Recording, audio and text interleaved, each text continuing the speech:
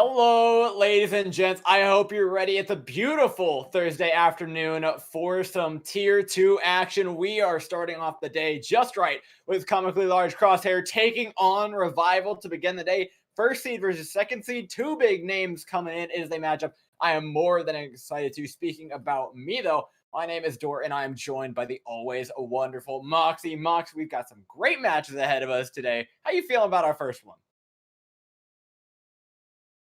We insider information, don't we, Duh? Yesterday we got to see a team faster trying to take on Angry Titans when they just lost their player to that exact team, and now looking at the team sheet, we've got the exact situation. The difference is Razor is currently on loan from Revival to the side of Comically Large Crosshair, and so going to be interesting to see how that DPS lineup is going to be interacting with both of these teams. Yeah, and speaking of the teams in general, we can talk about their rosters. There haven't really been too many changes outside of the Razor loan. We're looking at a Revival that's pretty much the exact same. Moopy, Salty, Aspire, Wub, Aspen, Liar. But last trials, I would love to point out, Aspen was playing her mind out on the Brigitte. And you know what? As a final send-off, or what might be a final send-off, to Brigitte, I wouldn't mind seeing a little bit more great Brigitte play. Mox, why don't you take me through the CLC roster? We have Phi, Razor, Decode, Icy, Zolik, and Haruhi. And I immediately want to draw your attention to Phi, because this is a guy who was previously in Ex Oblivione, and that is a team that has a personal place in my heart, because these guys had a run through the Mythical Spark tournament, which was a little something that I actually got to cast way back in September of last year, and they blitzed through the tournament every single week off the back of Phi's absolute god-level play on Widowmaker. I can still remember the defense that these guys had on Volskaya, where Phi picks up Widowmaker in a meta that did not favor Widow, and was still able to carry his team to victory. And with Volskaya being in the map pool, I've got my fingers crossed that history will repeat itself, but for now, we've got to make do with Oasis. Well, we'll head over the standings real quick before we hop into things. Currently, CLC is up 3-0, not a loss to their name. Revival sitting in that second place spot. 2-1 running just behind them, so they're looking to skyrocket themselves ahead, possibly into a first place seeding. This would be a really, really big win for Revival. Moxie, CLC, they got knocked down from Contenders, looking to make their way back up. Maybe it was a crosshair, maybe it wasn't, but we've got to at least get it out of the way. Say the numbers, say the thing, so chat's happy. Well, I'll start, and then you finish so that we've got, that duo. Oh, okay. Magenta 138. It's 30, 100, 100, 20. We know the rules. I'm not sweating around here. Let's start off on Oasis, ladies and gents. It's City Center to begin things, and already Revival and CLC coming out on some fun comps. Still, because it's not every day that you get to see a Hammond and a Zarya coming out of the spawn rooms when it's not just for a scout, but that is exactly what Revival are currently showing us, and so it's going to be the exact same game rotation of getting those bubbles in, but Dakota's going to look a little bit more vulnerable on that Winston. Well, he's looking very vulnerable right now. In fact, so much so, Moopy finds that kill. And without the main tank, this composition really, really falls apart. You can't rotate your bubbles. You kind of just have to play a neutral game. You can hold your position and not die nearly as much, but you can't be going in without that Winston. This is not going to be getting the same amount of ult charge because Leia's got two tanks to farm this mana off of, and you can see it reflecting in those charge piles.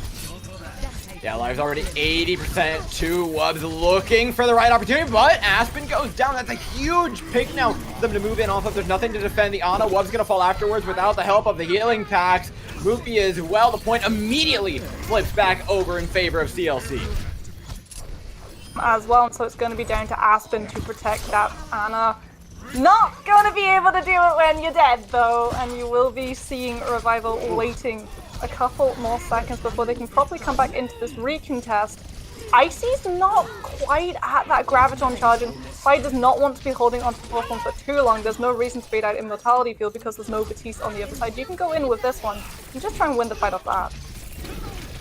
And that's the real threat. There's so many ways that this competition can actually roll ultimate. So starting off with a with the rally. They can make their way in, but immediately get shut down. Now it's Razor in the back line up against his former teammates, takes down Aspen and holds on to the point for CLC. Aspen was able to put a stop to the Genji blade, but unfortunately not able to save the Ana's life. And when you lose that Ana, if you've got a Hamid, if you've got a Zarya, there's just not enough sustainability when the Vite change came through, and you don't get that over armor over your actual health bar. And you're going to see CLC, they've got point percentage, they've got stagger ultimates as well, so they can just draw out this fight for as long as they possibly can, whereas Revival need to start coming in and getting a kill immediately on the board if they want any position to stand in.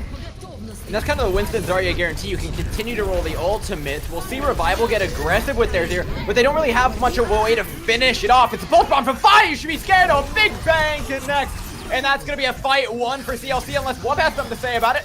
Blade does connect onto one. He's taking out the main source of damage with the Zarya, but remember the staggers, Moxie, are going to be insane. But it goes until it's now cut in half because you just have the healing to keep yourself standing. 89%, we're ticking towards the end of this point, Moxie. They haven't managed to take it over, but the ultimates are in favor of Revival just for a little bit. Got this Hammer mines, they need to be able to come in onto that point, shut down this space, otherwise I was going to hit that rally, Razor that blade, and you've got that sustainability, that nano that's just not going to be that for Revival. There's a serious threat here. Revival need a clutch play. They need Aspire to come in, get some one clip, Wub maybe finish off somebody in the back line, but they're playing so passively, it's going to give CLC time to charge up these ultimates. The blade's in, so is down goes Razor. What on earth are you doing? Aspire falls as well though. The clutch player now no longer there. You're going to need somebody to come up big for them, but they're running out of options here, Moxie. The ultimate to work with right now, Lai is so close to that nano, but it's not going to be enough to... You were at such a disadvantage going into that fight. Mupi had those mines, but you had to pop them immediately just to be able to stay on that point. And that means there is nothing to contest the ultimates that are already built up for your opponents. And heading into University, if the same thing happens, you're just not going to be able to get any percentage racks up on that point. Yeah, and that's kind of just the difference in the competition between the Winston and the Wrecking Ball. The Winston is just so much more mobile on that point. The mines don't matter nearly as much. They don't cover the same amount of space. You're not able to clutch it out off that. Now, though, we're playing something a little bit different. Everybody's switching over to double shield. You've just got to at this point. You can try to run that Hammond, but there's not really the option of mobility that is there in Oasis. High ground doesn't come into the contest as much either. And so you just want to get into that point as quickly as you possibly can, plonk down your shields, set up a space, and begin that poke war of attrition. And this is a nice thing for Revival, the fact that they effectively had two Genji players between Wub and Razor. However, they don't have Wub any longer. Looks like that trade is not going to be paying off much longer. Bai has some shots. They can throw Dynamite over the top. The damage is going to be there. The issue for Revival right now is finishing off those kills. They're going to be playing catch-up on point. Catch-up on point, but catch-up on ult percentage as well. Fi is steaming ahead of this battle, already 64% to that Bob, and it's only going to go up. Doherty just gets to spam damage into this choke. Yeah, this is where it gets really rough for Revival. It's the same situation they were in on the previous point. Retaking this is so much harder than taking initially would have been. You have an AM Matrix, though, that's going to give you a lot of space to work with. You connect the Dynamite, start working up those ultimate charges. He's going to be the one that they have to worry about, though. Amplification Matrix is going to be there for that piece, and that means Revival's just going to have to take a massive step back. Oh, but the health bars are so low for CLC. One more bit of damage, and we could see them getting finished off. Razor, though, a brilliant dive into the backline that's going to deny a ton of space. Going in, taking the attention off the rest of his team provides them the time to get this health bars up. Haruki's holding on to this amplification matrix, but you've lost Vine. You really don't want to invest with ultimate if Revival are able to just walk through it.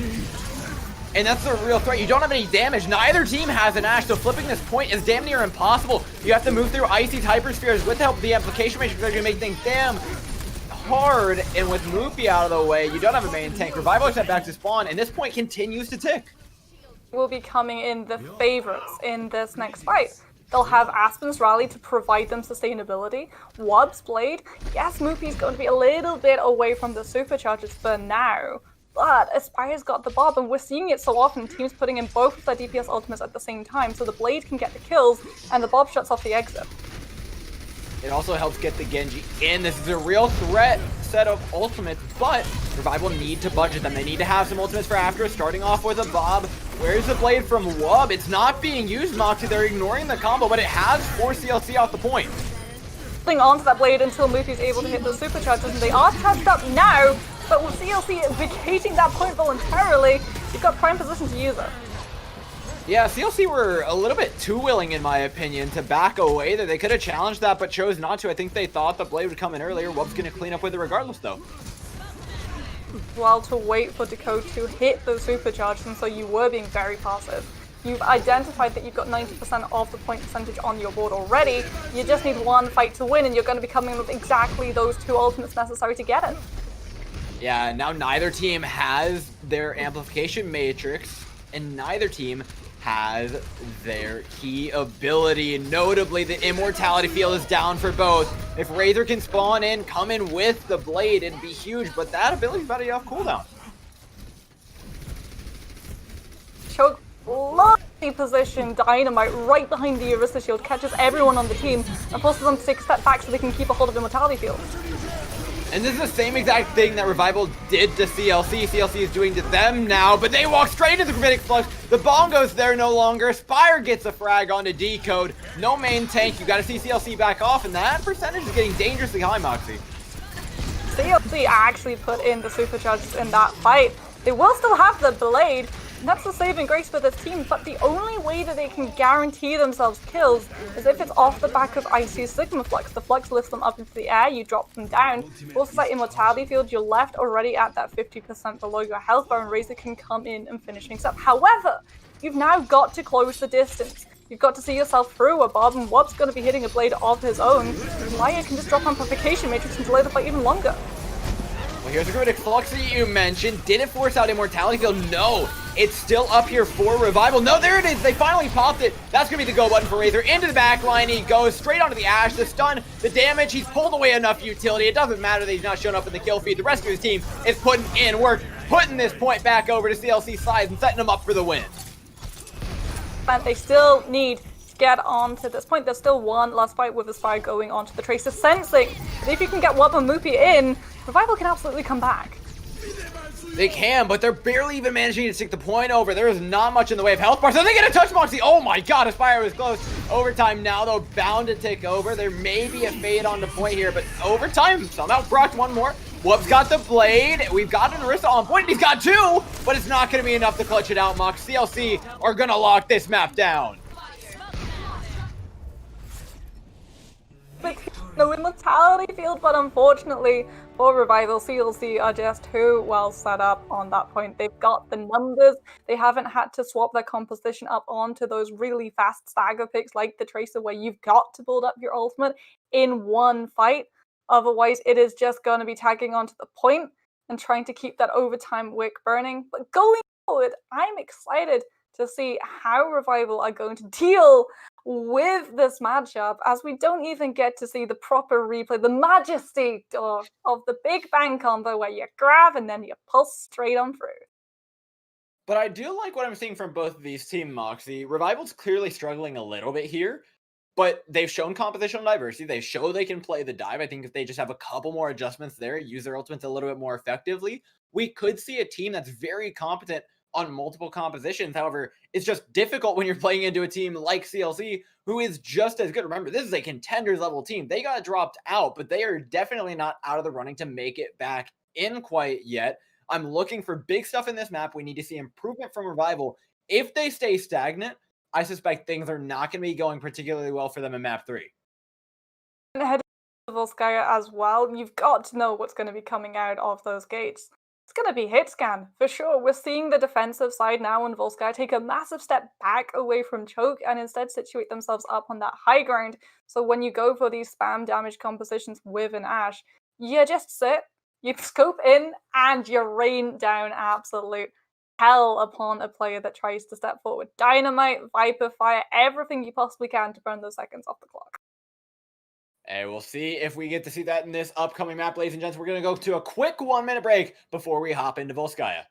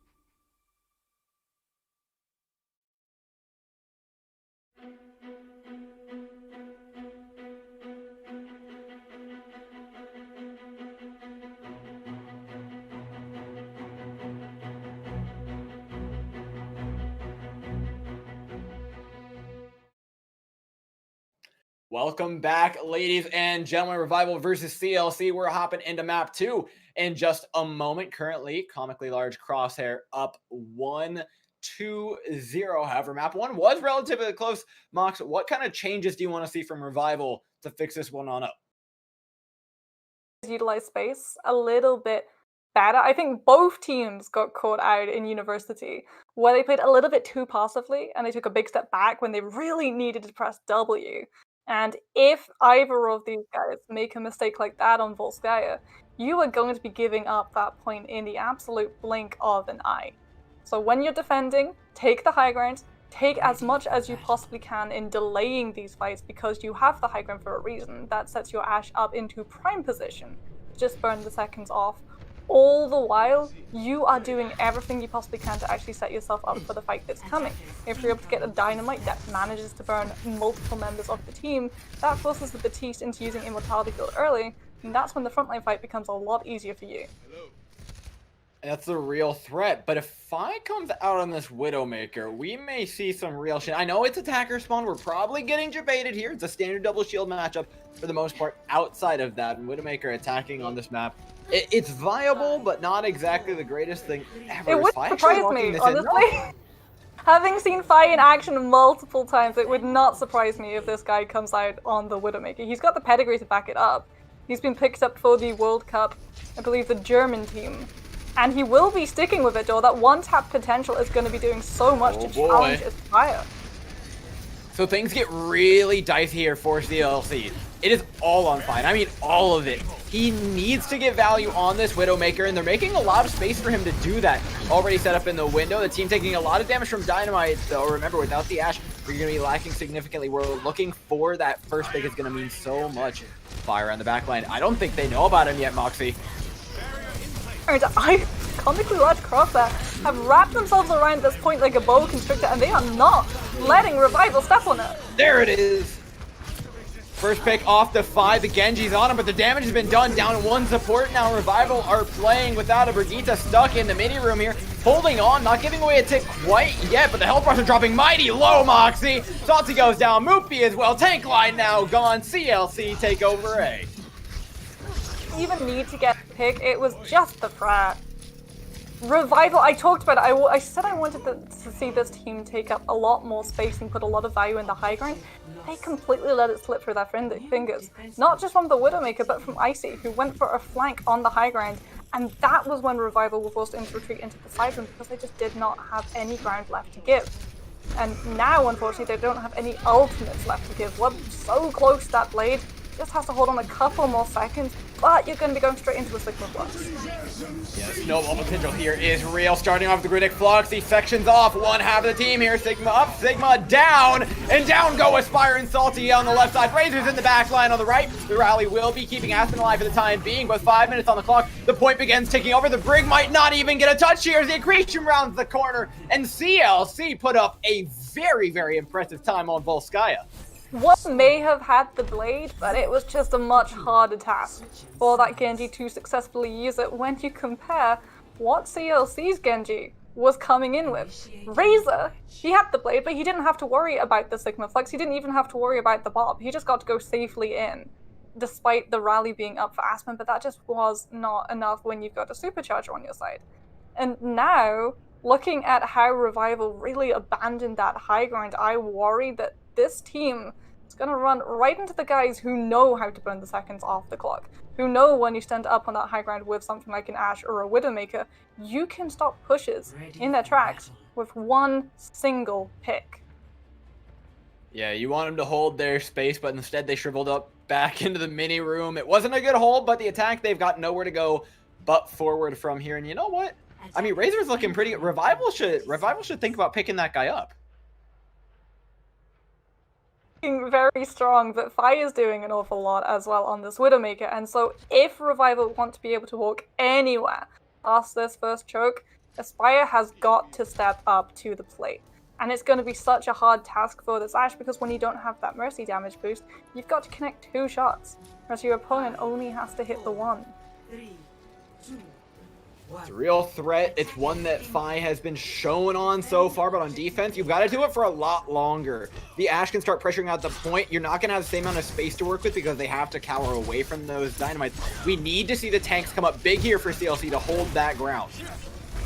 Wub as well needs to be able to get into that backline safely so he can pull out the utilities that that front line are going to be waiting for. As soon as the Immortality Field goes down early, that's when the fight's properly going to start. Until then, it's just going to be a battle of poke. But I do love this from Revival. They've lined themselves up for poke. They've taken all the space away from Fi, who now really has nothing to work with from low ground, shooting around shields. You have the angles you're looking for. You've got the dynamite advantage. You can begin taking this point over. Great haul, but Icy goes down for CLC. And now Fi is getting caught out. No sightlines, no Immortality Field, no nothing to hold on to A here. Revival making it through just as fast, if not quicker. Teams, when it comes to defending point A, are so lax when it comes to that high ground control tour. CLC back away from it in the exact same time as Revival try and move themselves up for it. And as soon as you take control of that high ground, we see the power. It forces the defense right into that dark, but right into the side rooms where you do not want to be when you're facing spam damage. When an Ashe can just hit a dynamite and it is guaranteed to connect with multiple members of your side. Unfortunately, for CLC, they don't really have anything that can act as a stopping power either. Razor's going to have this blade, but there's nothing to give it that extra little bit of power. Yeah, this fight's about to get really bloody, and you can suspect the teams are going to be waiting for these ultimates to come up. Haruhi's likely going to buy time with the Amplification Matrix, same with Liar, but no Immortality Field here for Revival. This could get rough. They've taken down Icy, but they can very easily be traded out here without the help of that key ability. Move. Seeing him. Oh, he's coming. Cutting up. But he doesn't have the supercharger, and the butter knife is just not enough damage. Absolutely not. You can't afford to trade kills on a B point for his ult. The spawns are so much better. Aspen's gone down with the rally. What's trying to trade out desperately with the blade? They're coming up with the kills, though. There's the Portal Combat up in the chat. Liar's got himself a nice two-piece on the Baptiste, but you cannot take this over. The tanks are going to be spawning. The halts are coming in. Revival need a clutch play. They need Salty to come in with this Gravitic Flux. One.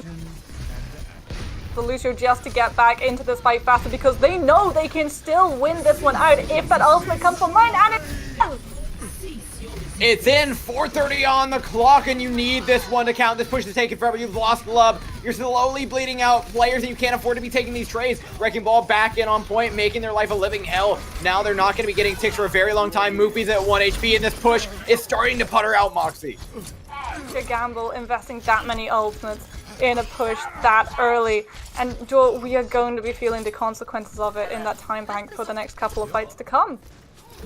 Because you had to put Aspen onto the Lucio, which means you weren't building up to that rally charge, so already Zolik is 45% above you.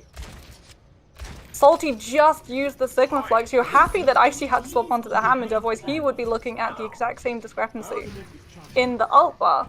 It's going to be down to Aspire and Liar. If Bob and Amplification Matrix can find a footing, then Revival can probably try and push, but until then it's just going to be eco budgets.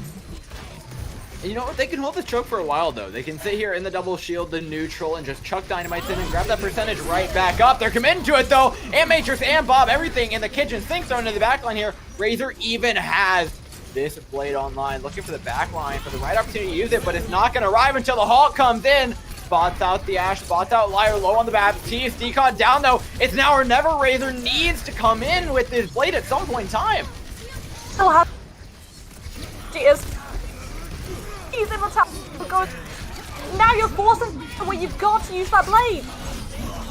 Well, he only gets one swipe of them before Aspen takes him down. Decon's back on the ham and back at the staggers here. He's just trying to take time off that clock. 250 remaining. Wub's got a two-man blade looking even bigger than Razor. Remember, this is a battle of teammates we're watching. In fact, the Hammond not even going to be able to take the point here as a Revival finished with 2 minutes on the clock. Score. Depth. Time he tried to go in and he swift striked and he just put in a little bit more shuriken pressure, but that Baptiste was not budging, and you've got to hand it to Liar. Aspen may have been the support that we really trumpeted in the last time that we saw Revival, but Liar right now has my vote for MVP. There is so much that the Baptiste has to go through. The pressure, the paranoia when a Genji is constantly trying to get into your backline, constantly trying to beat out the Immortality Field. But you held on to it. Because you hold on to it, Razor's forced to use the blade when he really doesn't want to, and he finds absolutely nothing. Whereas when Wub gets to use his blade, Harry's already been pressured into using that really precious 25-second cooldown, and he's the one who gets to come in big. He's the one that allows Revival to post up that time.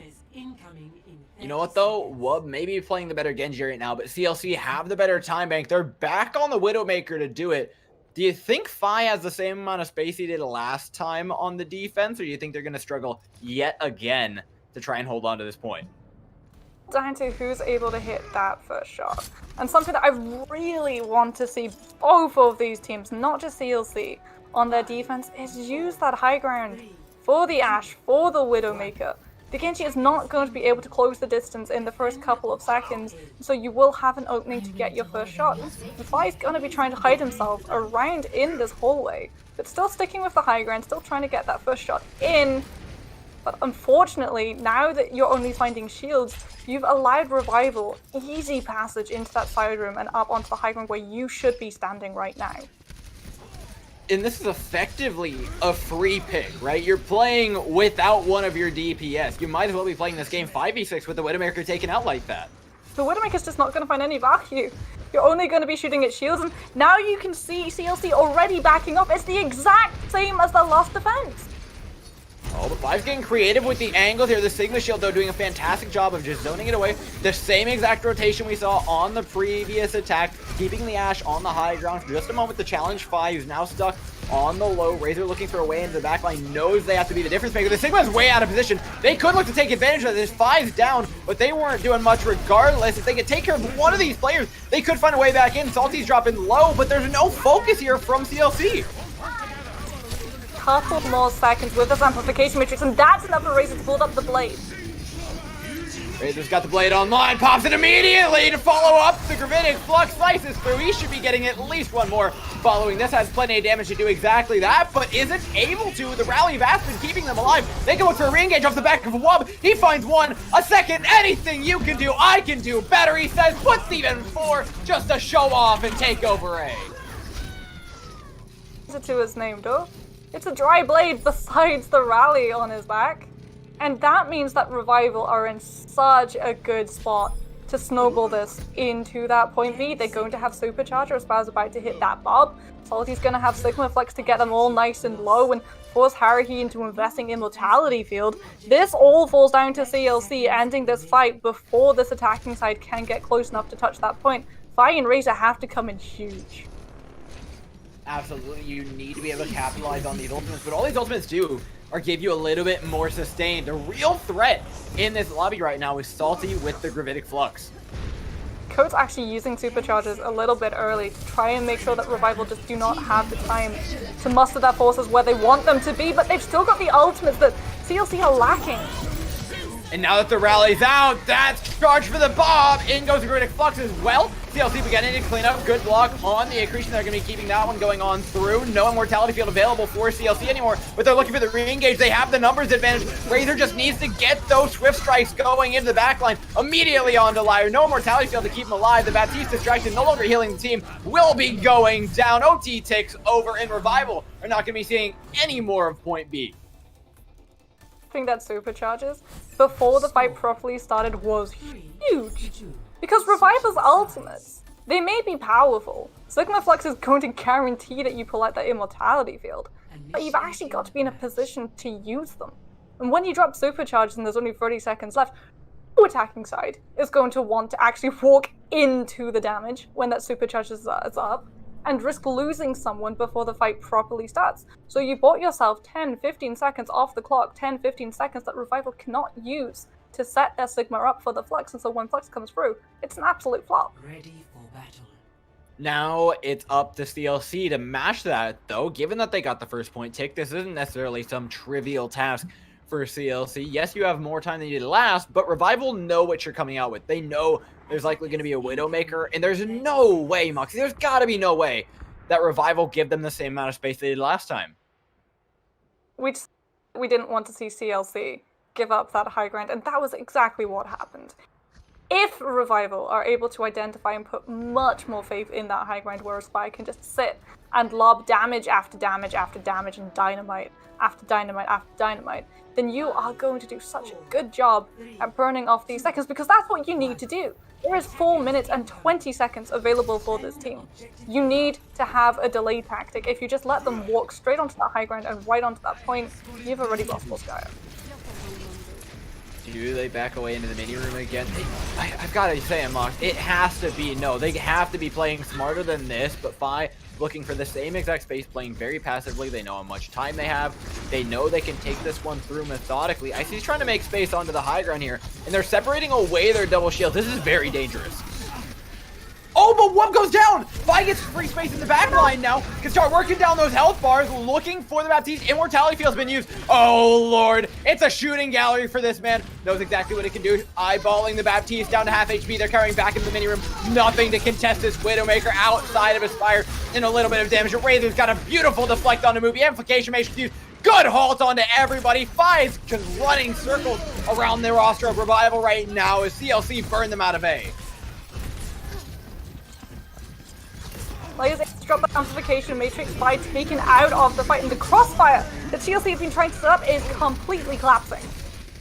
It's taken way too long for them to take this point. They had every advantage they could have asked for, but now Liar's gone. No main heals. Finally, they've taken out that key piece, but the Bob comes in. A foe 6 member, Haruhi as well. Nobody gets any sort of healing on this point except for From Aspen, who pops the rally and clutches it out for Revival.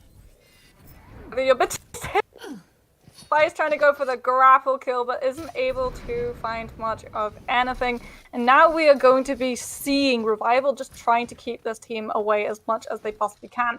Because remember, Moopy had to come back in on the Hammond, which means you don't have that extra little bit of shield. You will be coming into Hammond mines, and that's going to be huge. But unfortunately, they're needed right now. Razor's got the blade, and that's the ultimate that would immediately shut this Genji down.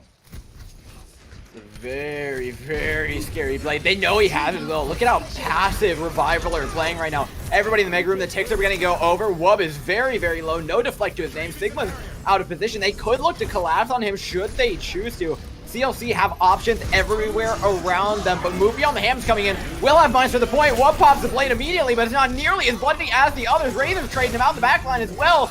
Nothing, no value, absolutely none. Say comedically large Crosshair, who make their way through A and set themselves up to try and win this map. Moopy used the hammer mines. That's the one thing that Revival needed right now. They'll have a Sigma Flux, sure, but CLC, they'll have access to that and more. If Moopy had those Hammond mines right now, Jordan, you would be guaranteeing CLC would not be going on to that point as quickly as they're now going to be just absolutely steamrolling their way towards it now. Yeah, and with the Gravitic Flux being online, with the Amp Matrix, there's no way they can avoid all this damage. Starting off with the rally from Zoe, like 2 kills immediately. No ultimates needed. Amplification Matrix thrown in, though, for good measure. Aspen dropping low on the pizza. If they just put a little bit of damage towards them, they will be going down. Wub on the Genji, just a bar of health to their name. Salty as well, holding on for dear life here on B, as CLC have set themselves up to take the victory and put themselves to map point. Just a few more players to finish off. They absolutely will send themselves on to a 2-0. And match point up against Revival. 4 minutes and 20 seconds to work with, and both of these teams did not put any importance in the high ground on that point A defense, but because CLC are able to take B faster, they have a much bigger advantage when it comes to that second round, and it doesn't matter how quickly they're able to take point A, it just means they've got more time to play with on point B, more access to ultimates on point B, ultimates that Revival were really lacking. If they'd had those hammer mines though, I wonder what could have been. You drop those onto the point, the Genji doesn't want to bleed in, and that was the idea. That was what they tried to pull off, but it was on point A. They didn't recognize that they'd already lost it, and that they'd be better off being restrained, holding on to those for that point B push.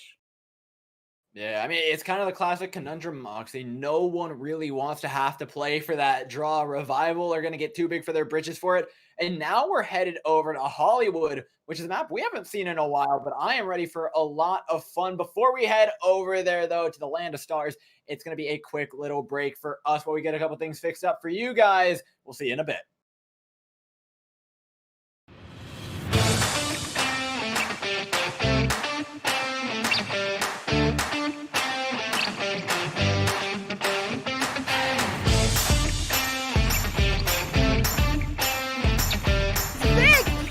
Academy. They lay down the shatter. Let the bodies hit the floor. Uprising Academy at 95%. Right now with Hydra building up the Despair Barrage so quickly. Oh, and asking. Double kill in the back with the pulse bomb from the high ground. Aerial assault with that mine. Impact se escucha debajo gritar campeón a Sky Foxes.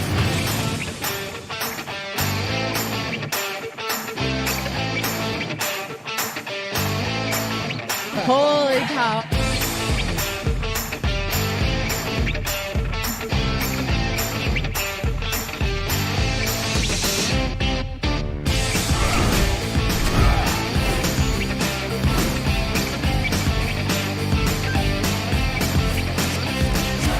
And after 42 consecutive losses, the Shanghai Dragons get their first win. 8 teams enter this weekend. Oh no, Reinhardt, what are you doing? We got a clip with minimal information. It's time to break it down. Speed, 25%. Go. Figure out what this man's SR is. Keep fighting till it's for sure lost. Winnable!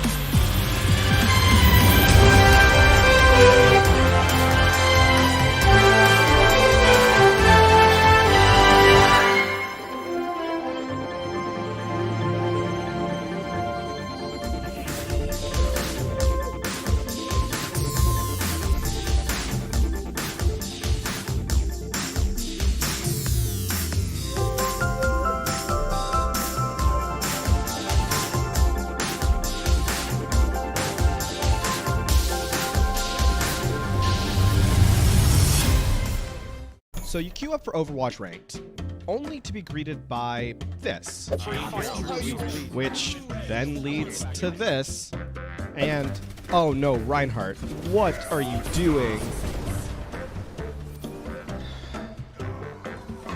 The solution? Elo Hell pickup games.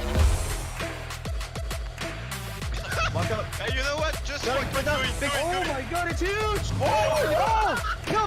Kill! Let's go! Open to players of all ranks and most platforms, Pugs give you the chance to experience competitive Overwatch as it was meant to be played. Competitively. I need help. I'm with you. Shoot. No way, dude. Go. Let's go. Nice. Good call. Players set their icons to indicate the role they want to play, then 2 captains pick their teammates and draft the most competitive teams they can. You can also take part in our pioneering learning event, Coached Hugs. To take part, join the Elo Hell Pickup Games Discord, and be sure to read the Pug Guide and FAQ. Good luck, have fun, and we'll see you in-game.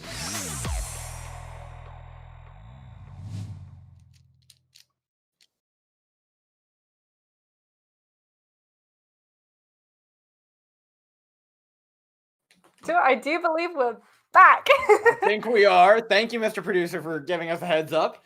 But we're heading over into Hollywood for the third map. It's currently match point between CLC and Revival.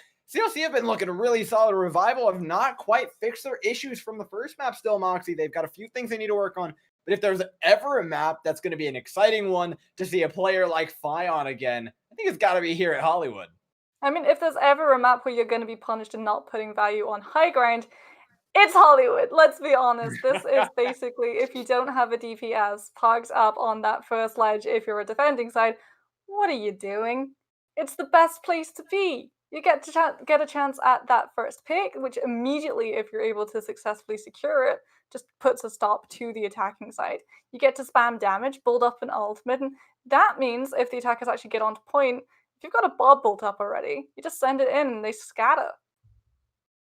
And this opens up the door to run some other compositions as well, because the high ground matters so much. Things like Winston Zarya become a little bit more viable, as well as much more classic standard dive. The Winston Diva can be run on the second point. You're controlling so much space with that. I wouldn't be surprised to see double shield versus double shield, but it definitely opens the door to play a composition that we know both of these teams are really comfortable on. I mean, you say you wouldn't be surprised, but I think we'd both be a little bit disappointed. We got to see these guys come out of the gates in Oasis with Zarya Hammond and Zarya Winston. And personally, I would love to see that matchup again, because you do have the pros and the cons when you're running the Winston. Primal Rage is just a little bit better when it comes to stalling out a point, because your health bar goes up. But it's the trade-off. The Winston has a lot less survivability. He doesn't have that extra shielding when he's surrounded by enemies. Instead, he's just got to drop that bubble and jump, because his life very much depends on it. The Hammond, he has just a little bit more escapability, but the mines only come into play in niche situations, like when you're trying to shut a Genji down, and if you're not able to keep pace with that Genji's ultimate, which will be rocketing up at about double the rate that you'll be charging yours, then you only can use them as that point shutdown, which is good for the overtime contests. But other than that, nothing real value.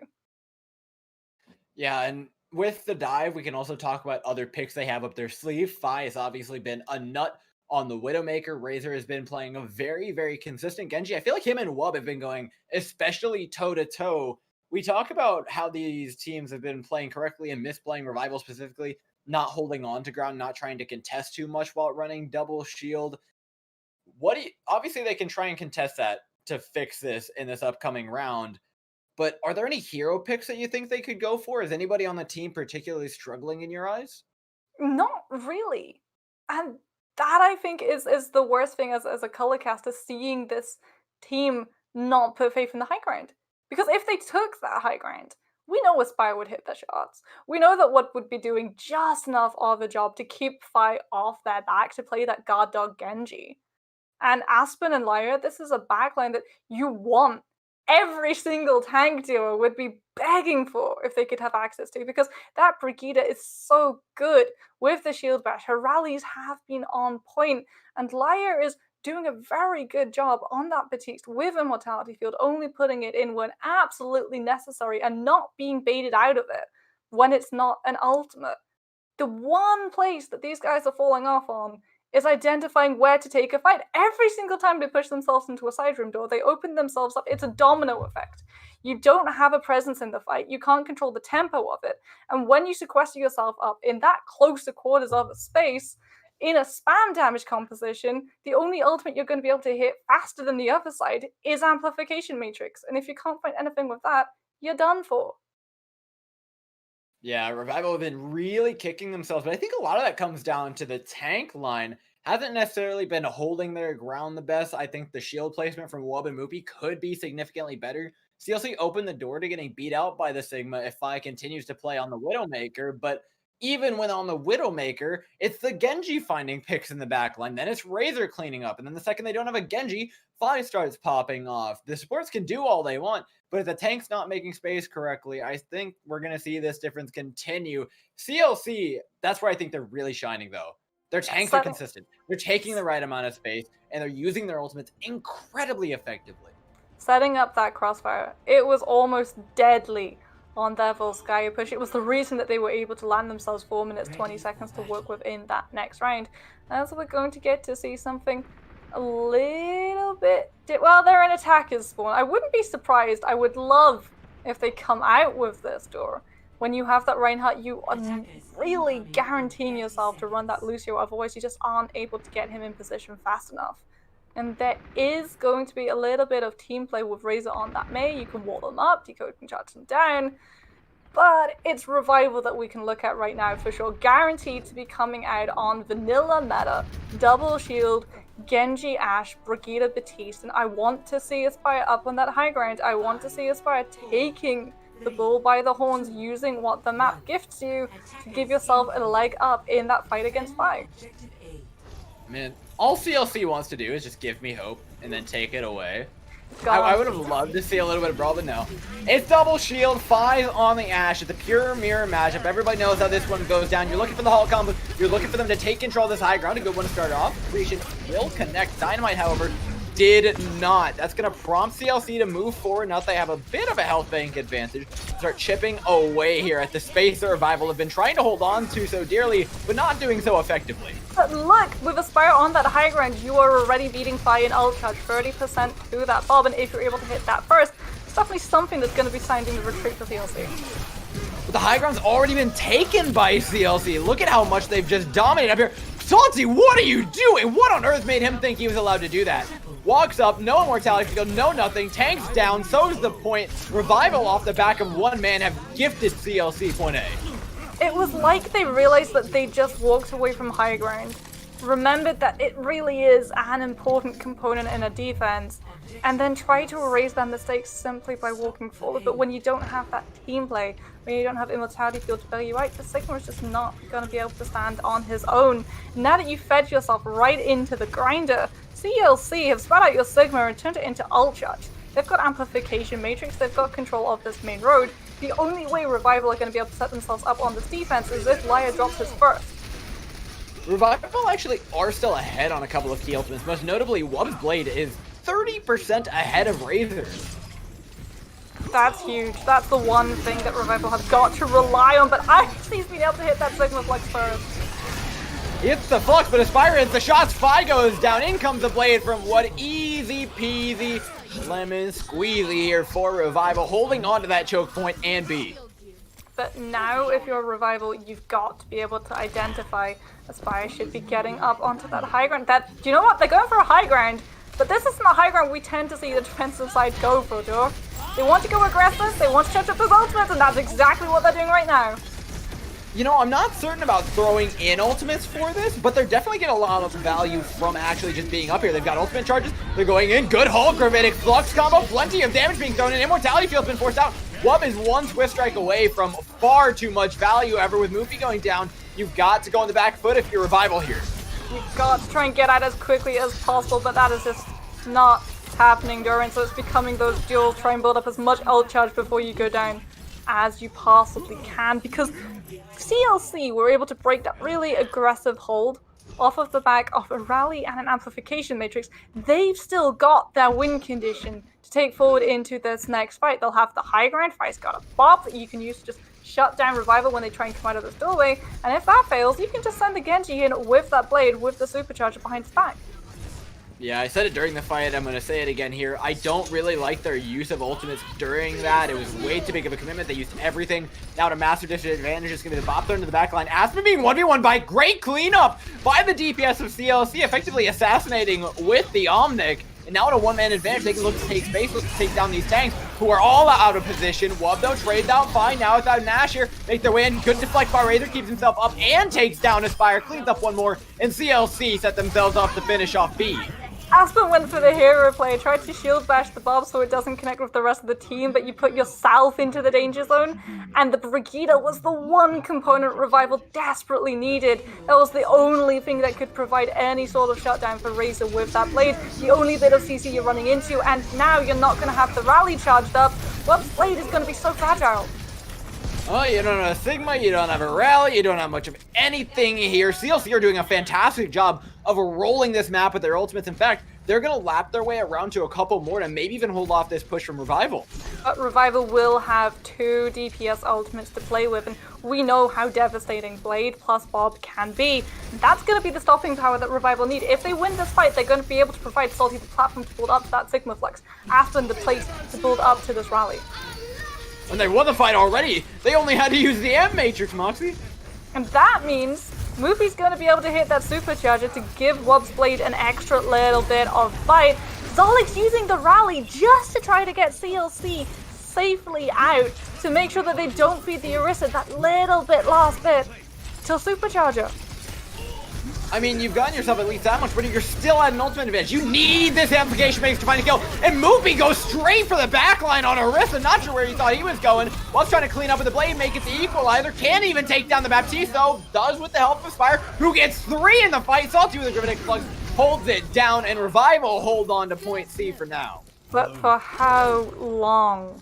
They invested heavily into that fight door to make up for the absence of the Orisa. And CLC, they may have invested, but they're about to hit a lot more ultimates than their opponents. Razor's going to be at that blade, decode at that supercharger, and Icy's already got the Sigma Flex that can force Layer to be using Immortality Sword early. Well, there's that Gravitic Flux you talked about, Mox, and it's a good opener, but not good enough here. Icy out and away. Nothing really got used. Instead, it is just the rally bongo response from Revival that's starting to show up in the kill feed. Moopy and Salty moving forward because they know they've got plenty of healing to do this one.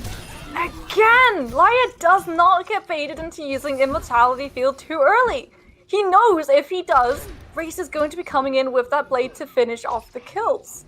And so the Sigma Flux comes through, they hit the ground, but Laya turns that into ult charge. An amplification matrix is already built up. Aspire's about to hit another blade, Bob, which means if you can keep it online for when Razor comes in with that blade, you've got the peel necessary to shut it down.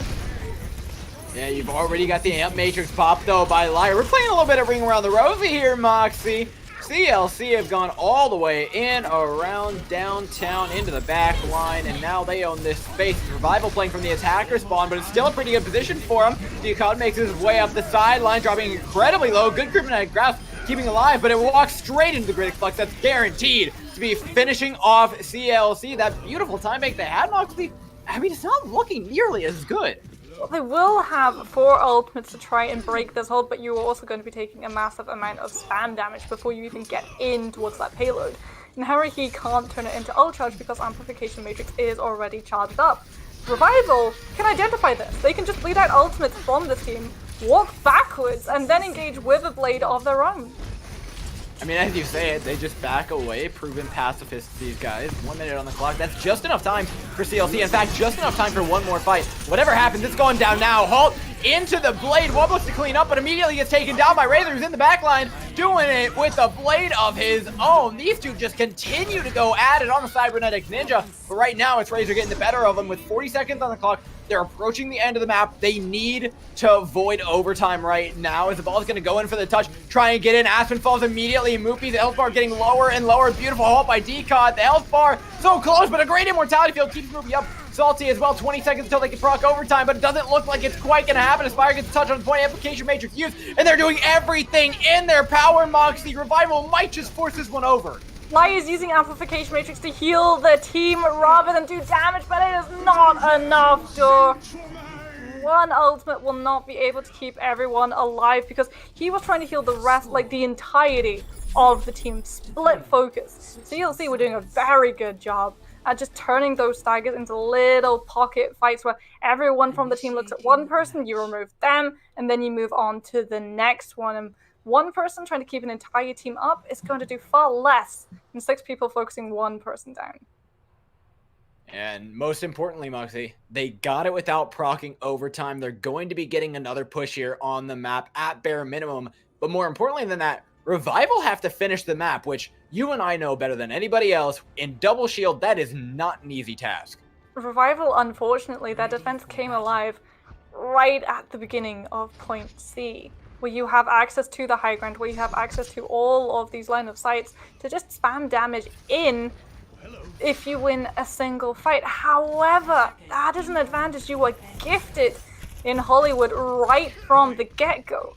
And if CLC are able to secure this high ground far longer than we saw Revival being able to hold on to it, that is when these time banks are going to look extremely different if we even get to see Revival cross that finish line. I mean, there's almost no way that we see as quick of an A-take as we saw out of CLC. They're going to hold on to this high ground for dear life, and when they give it up, they're going to be decisive in doing so. It comes down to Fi and Razor being able to find that first pick with the help of Decod's Halt. I mean, you would hope that they would be putting value into the high ground, but it's only the Sigma there right now. No Ash. Going to be instead shooting from the back of the point of the high ground rather than the front, but that's nowhere near as much value as that spam damage provides you on that first ledge.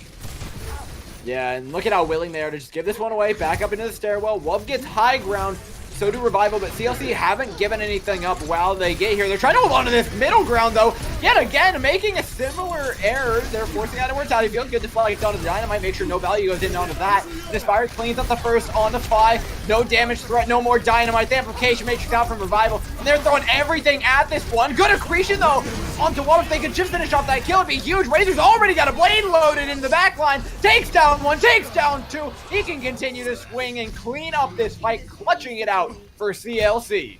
There was no way the Genji was missing. As soon as Blade gets charged up and Revival back into that corridor, they're placing missiles right into the Genji's hands, and he is more than happy to escort you back to your spawn room. Revival, though, will be coming in with a Blade of their own any second now. The real problem is getting Wub into the position to actually be able to use it. Spar's going to be hitting that bottom, you're just going to have to pop that to allow him safely to close that distance. They might not even live through this. Gravitic Flux and Immortality Field is used, Mox. We might want to see Revival wait here. Well, you can see they're really not wanting to expose themselves until that 25% cooldown has evaporated. Salty getting aggressive, he's so close to that Sigma Flex, that's the one thing that can put Haruhi into that position to use that cooldown. Until then, Wub's got to hold on to this Blade. And they go with the rally regardless, so Wub popped it, and immediately, as Punchy said he had to hold on. He does not have patience in his vocabulary. Moopy goes down as well. No main tank here. Comically large Crosshair are going to punish that mistake big time. Patient Blade is always the bigger Blade.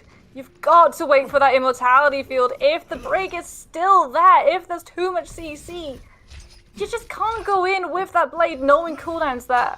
Knowing that you can just go in and immediately straight into that middle of composition, you get chewed out, and all of what Revival have been trying to break open this defense with is now lost. They've got the Bob, but that can be shut down. That can just be turned into Rally and Amplification Matrix Charge. And Salty Sigma Fluxes, yes, they've been able to connect, but they've never been able to pick up that many kills. Yeah, you have a lot of ultimates, but nothing that guarantees a fight win like a Blade. Razor, though, going down is going to put you one step closer to doing exactly that. Good Dynamite Fi, unfortunately does not connect. We're going to force him into the back room and start this point ticking forward. They're committing a lot to winning this. Bongo as well here from Revival. They want this point, they want it bad, but they're not getting all that much here until finally Decod and Icy fall. Salty going to be keeping a hold of that Flux, though, and this is the thing Revival can use to build into this next engagement. Wub is at 61% of that Blade Charge, but we know in this meta how quickly Genjis can take that 60% and turn it into 100. And if you hold on to that Sigma Flex, Haruhi has got to hold on to this Immortality Field as well. You place that Batiste in such a horrible position, and he might actually have to just turn the cheek, face losing members so that they don't lose a fight, and that's when Revival can step up. But they're also going to have the rally here to back it up, which is a little bit helpful, right? You have at least some sort of response to the Genji ultimate, to the Blade that looks to take you down. Wub hasn't necessarily been the biggest benefactor of this Hollywood map. And now CLC get to move forward, try and hold on to the choke themselves. Good halt into 3, Bob the counter. Critic Flux completely zoned away by this Omni. Beautifully played by 5. Haruhi holding on to Immortality Field as well. But Wub isn't able to come in. He still does not have that Blade charged up. Oh, but they've got an Amp Matrix. They don't need the blade necessarily. Beautifully done by CLC, though. Move through the Amp Matrix, ignore it, and start taking down these tanks. Salty down, so's Moopy. Back to spawn, go Revival. Wub's got the blade for this next fight, but you have nothing besides traditional bullets to try and draw Haruhi into using Immortality Field early, and we cannot see this Genji invest that blade before that deployable goes down. Otherwise, we will see the exact same thing happening as last time, though. He will find nothing, and when you've only got 1 minute 50 to work with, nothing is something you cannot afford. Well, he's found Razor already. Ice trades it out for Aspen, though. It's Gravitic Flux here out of CLC to try and close things out. But with Haruhi and Zulk going down, they need to find the kills right here, right now, end the fight, because you don't have any healing to back yourself up. They're slowly losing this one and pushing the cart forward while they're at it. Salty's on cut the entire time. Fi's actually going to move over to the Widowmaker. Going to be trying to just put a little bit of trouble on the sidelines. Because Wub has really been struggling to get himself safely into the middle of this composition, and that means that the Widowmaker, if she's able to connect those shots, does not have to worry about the Genji coming to sniff her out. It's the Genji that I'm really, really scared of, though. Razor's getting closer and closer to that ultimate. With a minute on the clock, that singular blade could be what ends it if they don't take B here and now. Salty has got to come in with this Sigma Flex. Revival cannot afford to lose this next fight, otherwise they are going to take so much damage before the next engage even begins. Wub able to start things off right. Fi goes down.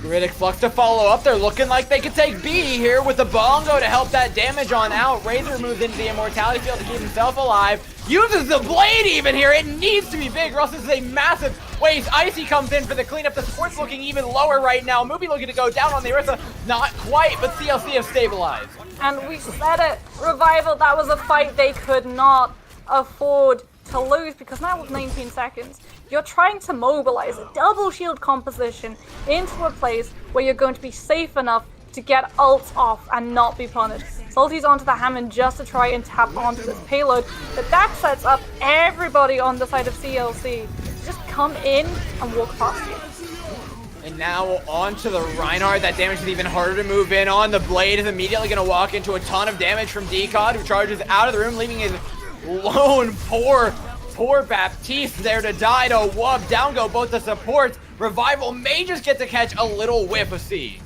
Fi so close to that pulse bomb though. Aspen and Laya, they're on 2 off supports, though they don't have the sustain.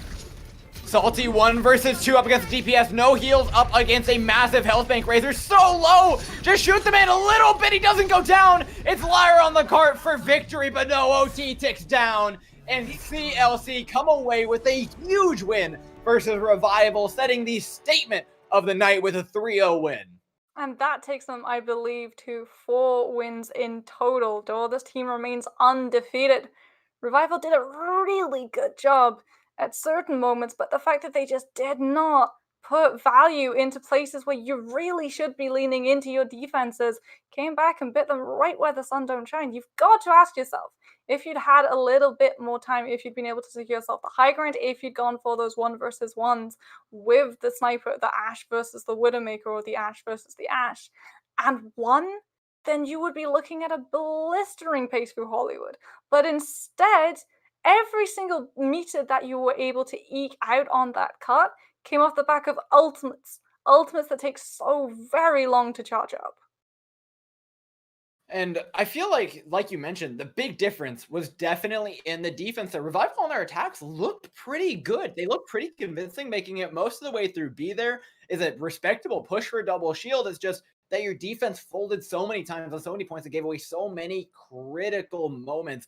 I mean, there was 3 different breaking points. The first one was a Sigma going down. The second one was the Genji blade being popped and finding no value. And the third one was the way you just went down like nothing on C. And it's these critical mistakes that CLC were constantly taking advantage of that gave them a win. You know what? Props to them for finding them. They didn't miss a single beat. I mean, the meta at the moment, no matter really which heroes we see come into that 6 stack, it's always been about punishing those mistakes. Every single map, you look at Blizzard World, how often teams wait until that Baptiste drops down Immortality Field when the teams on point A have wrapped around that side of the point. That's when we see the real bloodshed break out. And when we see people out of position like in Orisa, when you don't have that Lucio, you can't just chuck an immortality field at your problem and magic it away, because it will go away for 2 seconds. And then that deployable's gone, and you're lacking your best line of defense against a team that sees you. Sees the very small amount of distance that's between you and them, that Batistu still got that utility to go back in on, and they just press forward. And that was what we saw constantly in this matchup today. Now, Mox, we've kind of broken it down. I've got to ask you the question. We go through it every time. Before we head on to our next match, who's your player of the match here? Who really clutched out for CLC? You say for CLC, but you know what? I'm gonna stick with it. Laya on this side of Revival. This guy holding on to not Amplification Matrix, Immortality Field. It was a task. Both of these Batistas actually really stepped up, holding onto those Immortality Fields until they absolutely had to. And in a meta that is all about punish the Batiste, bully the Batiste until he drops that one deployable, that is commendable. Hey, well, you may have liked Liar's play, but we've got an interview coming up in just a moment with the player who's been on both of these teams. It's going to be Razor with an interview in just a moment. Ladies and gents, we'll be right back.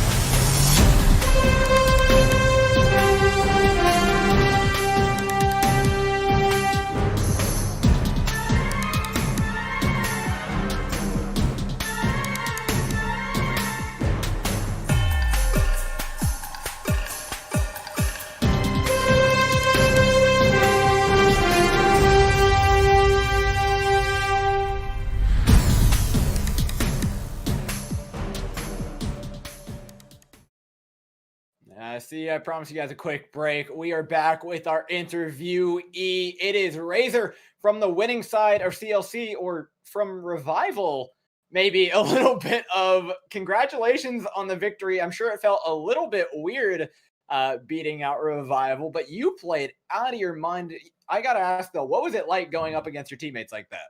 It was fun. I love all of them to death though. Like for real. Like there's no like I was doing some tactical crouching. Okay, I won't lie to you, but it was all good fun. I love the guys over there. I'm gonna go give them a talk afterwards. I love them to death, but it was weird to play against them though.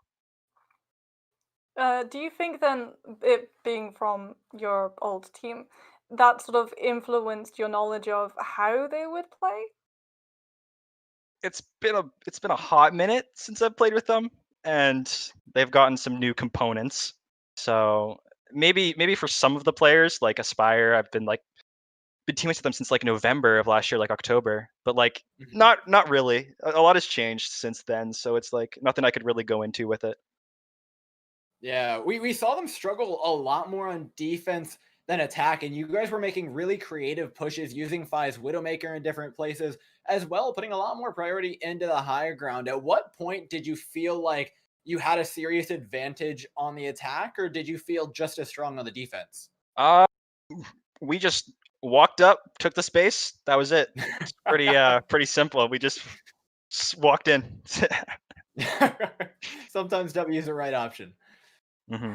And I know Dawes put me on the spot and asked about my pick of MVP, and I said both of the Batiste Slayer and Harry Heat. But Reza, anyone that you can say yourself, you will come across as quite arrogant, but you can absolutely say yourself. Okay, I'm gonna give it to Zolik and Haru because the amount of blades that I just went in and just no brained did, and they kept me up through it is absolutely insane. Like, props to them for dealing with my shit. Like, they are so good at doing that. It's insane. We love good supports around here. Razor, just before we let you go, I've got to know, are you using the crosshair? Always have been. All right. We love to hear. Congratulations on the win, man. We're looking for bigger and better stuff from you guys as you set yourselves up for the big win. And you know what? Completely lost the streak through trials. Mm-hmm.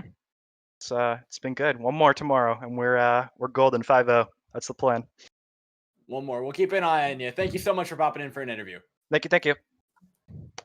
All right, ladies and gents, with that, we're going to head on to our next match of the day. We've got a big one. It's Malibu taking on Regen for Group B. We'll be right back with that in a moment.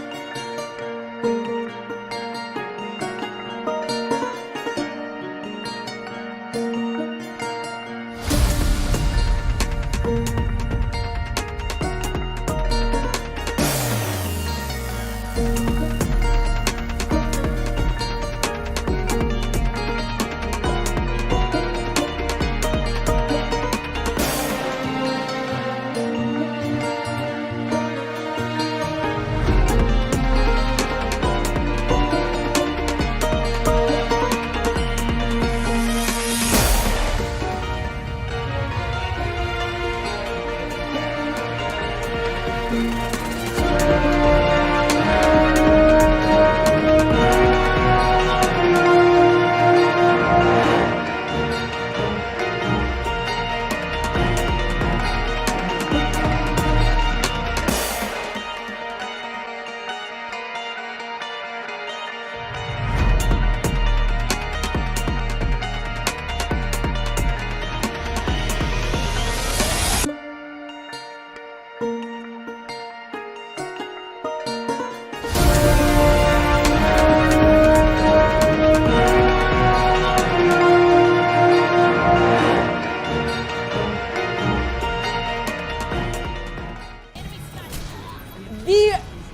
Team 2's Widowmaker is looking a little sus. I mentioned this earlier. It's always the sniper that's usually smurfing, but this is actually a lot harder than I thought. I'm not gonna lie, guys.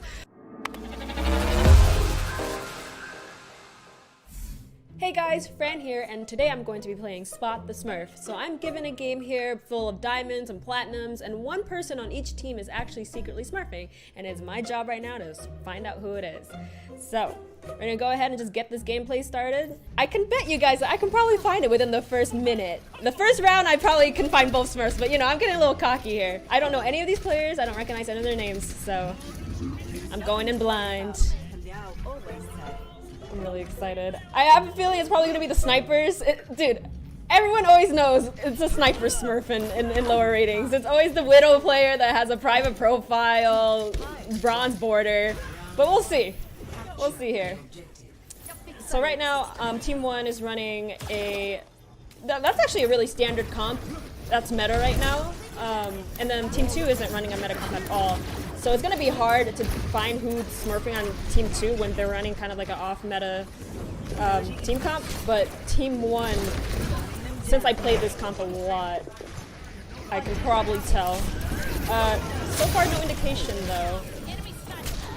The Team 2's Widowmaker is looking a little sus. I mentioned this earlier. It's always the sniper that's usually smurfing, but I think that was just poor positional errors by Team 1 there. They just kind of let their backs open to the Widow, so you could kind of safely assume that the tanks aren't the GM, but we'll see. I mean, the first fight is usually not terribly indicative of who is carrying, but okay, so Raja, oh, another snipe from the Widow from Team 2, so let's view his POV, because it seems like he's just making so much space for his team with these picks. So positionally, he's a good player, because that's a very common position for Widowmakers. Obviously his aim is really above average. Oh my gosh. Okay. He has decent movement, I'm not gonna lie. This guy, if I had to pick already, it would probably be the Widow on Team 2. But you know what, let me go through every single person before this round is over. Okay, so the Winston jump wasn't very good there, but then again, their fight was kind of over already. Yeah, I'm going to say no one from Team 1's tank line is the smurf, but let's go ahead and view the supports. We haven't seen much support gameplay here. Ooh, see, it's kind of hard to tell with supports, especially if you're on Mora, because there is no difference between a Platinum Mora and a Grandmaster Mora. I'm gonna be honest with you guys. Maybe I can be with the Baptiste. Maybe the Baptiste will give it away. Okay, so he has, you know, some nice aim, but he just randomly uses shift. That's one thing I noticed about, you know, lower SR players. They kind of just randomly use their cooldowns regardless of what's going on. They just spam it. Not that his shift would have mattered anyways. That round is a little bit over. But we need more. We need to spend more time on each. I think I'm done with Team 2. I'm just gonna say it right now. I think it's the Widow. But there is a thing where there are really good Widowmakers that are in Platinum and under in, like, you know, Widow aim lobbies, but they have horrible game sense. That's what keeps them in Platinum. But like I said, the positioning kind of gives it away a bit. But I'm gonna go ahead and just continue analyzing Team 1 because it's kind of hard to tell who's doing well when the whole team is losing, you know? Like, it's hard to dictate who's good on the team when the whole team's losing as a whole, because you're gonna feel suffocated when you play the game. Okay, that was a really nice flashbang.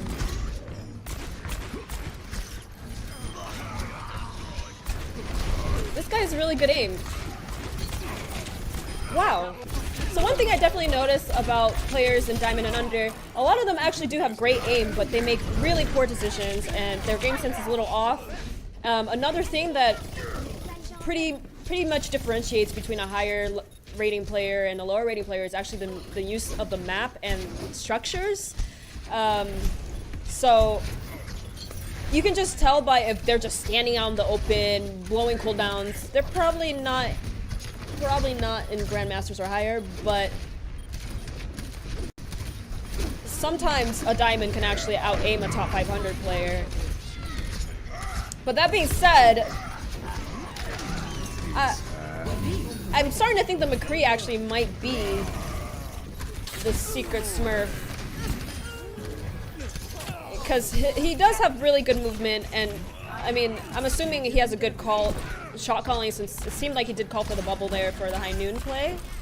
I'm just assuming, I don't have the comms or anything, but let's go ahead and watch Tokyo instead, because I want to see if the supports are actually the Smurf that are enabling the DPS play there. Okay. So that was a good beat. However, it's a nano blade, and he did jump during the use of the beat, so it, you know, had more airtime to land. So I'm starting to, I don't think that person is smurfing, but let's go ahead and view their Team 1's Ana. I'm already set on Team 2, guys. I'm already set on Team 2. I know that Genji smurfing, the Widow Genji player. Okay.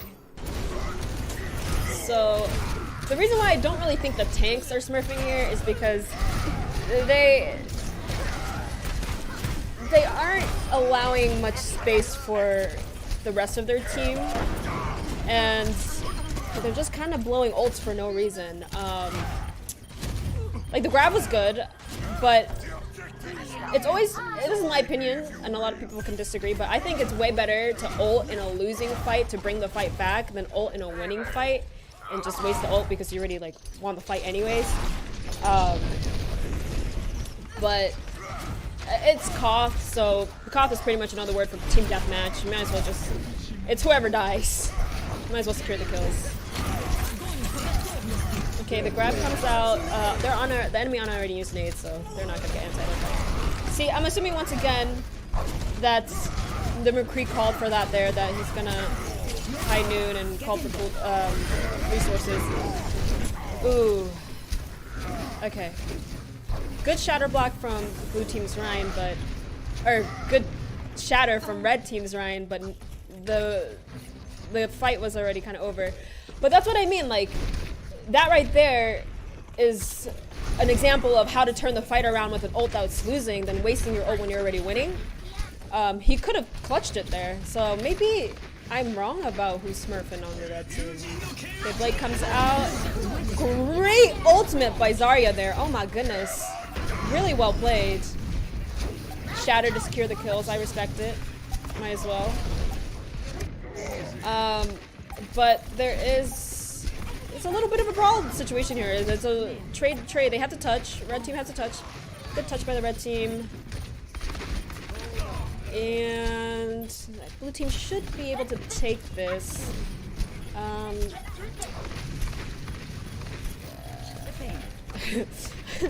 I love watching lower rating games and how long it takes to actually just kill things. It's great. Oh, great touch by the ball there. I'm starting to actually lean towards the red team's ball being the smurf. Or red team's main tank. Because both times he used ults to turn the fight around. But I mean, his team couldn't follow up because the enemy team started using more ults. So this is actually a lot harder than I thought. I'm not gonna lie, guys. I think I need to watch more of the red team's supports as well. I haven't been giving them too much attention, so I think I'm gonna try to focus on that this last round and maybe switch it up a little bit and go towards the blue team's tanks because I'm assuming right now I'm leaning towards the 2 DPS, hit scan DPS on both teams as the Smurfs, but I probably have to watch this more than once.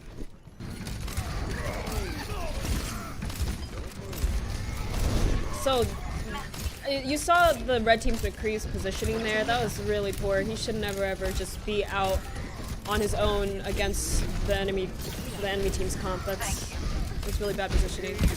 And then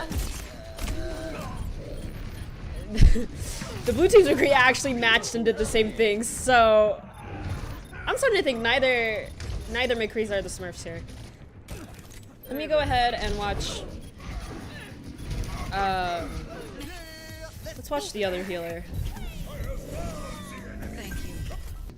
Alright, so both teams have really interesting comps. I feel like they're not very cohesive, I guess is the term I would use. I feel like Lucio would be way better than Zen, just so because they're running Ryan's Zarya, just so we can have speed for our Ryan. He'll just get mowed over by the BAP. Okay.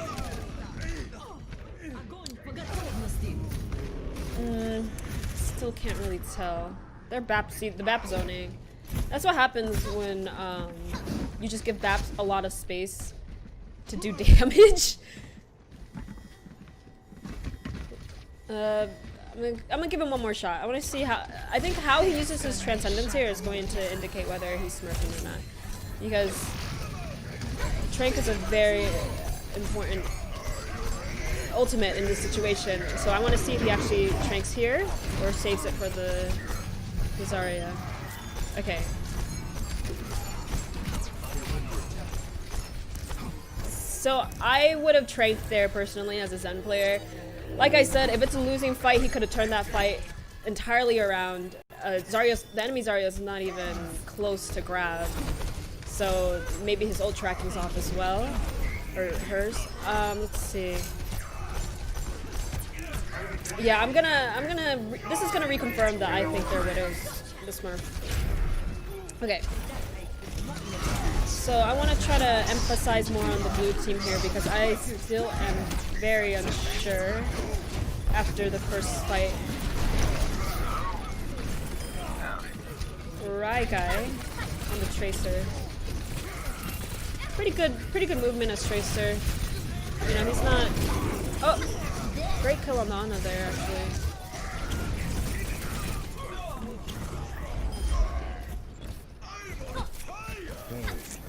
It looks like the blue team might actually take this. They have High Noon and tank ults coming up.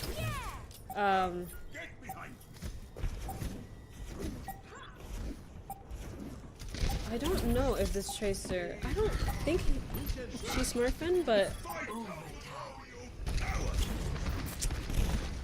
I'm gonna see how she plays this fight.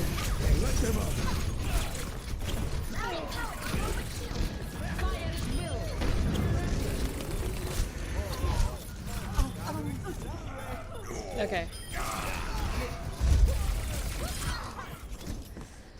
Okay, so this one was kind of hard to tell. I don't think the Tracer's smurfing, but I'm debating between the BAP and the Zarya actually. So there's like this weird order that I use to indicate how hard certain roles carry. So first is your tanks. If you have bad tanks, you already lost the game. They are like they make the game 10 times harder if you have bad tanks. I think tanks is the most important role and the most carry potential role, as well as the role that pretty much indicates whether you're gonna win or lose. I'm gonna be real. Tanks are very important. And then if you have okay tanks, decent tanks, then it's the supports. And I actually think DPS is the last role that can hard carry in this game. I think tanks and support are the most important, and especially the tanks. So if their Zarya is doing well, then it's going to be hard for me to tell if the McCree or the BAP are actually the Smurf, because it's going to go in that order. So I think let's watch a little bit more of EnvyNo's gameplay and see if he's the reason why they won that, or maybe not. We're about to find out.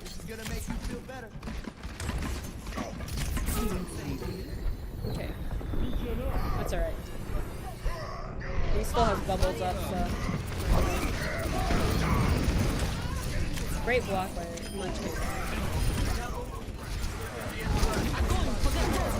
Okay, so this is what I mean.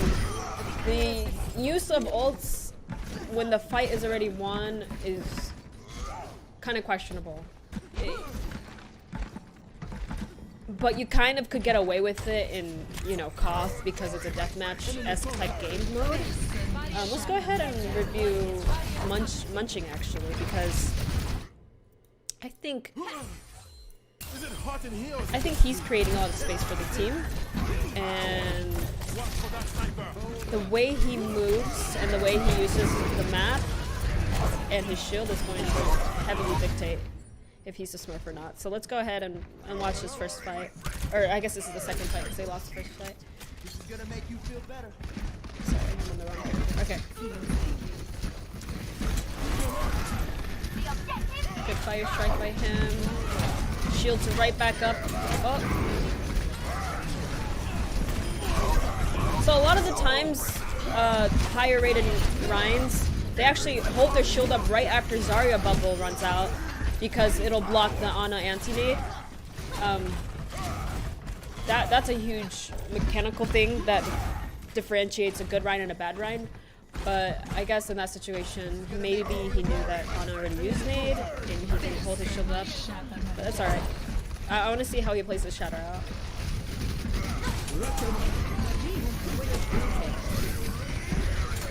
So he's just massive shatter.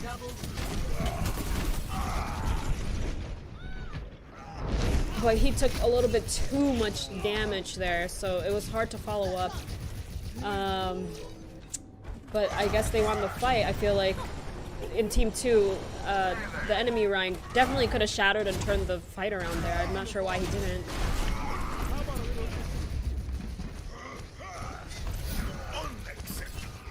Okay. So he's playing a little bit passive. I feel like if he knew that the Tracer was going in right there, he definitely should have been more aggressive. That Tracer should not have been trying to post bomb solo.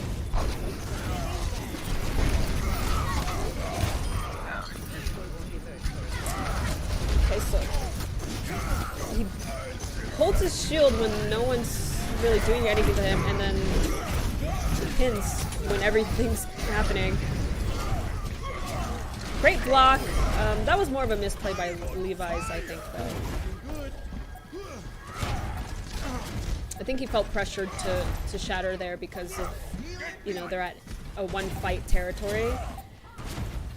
Okay, so I'm not sure if Munching is the Smurf. Let's watch EnvyNO on a different map. I'm between EnvyNO and Gamma right now. Actually, let's watch Gamma on the last map. I know his BAP was doing really well, but I don't know if it's because he's carrying or because the tanks are getting space. So let's see. Capture the objective.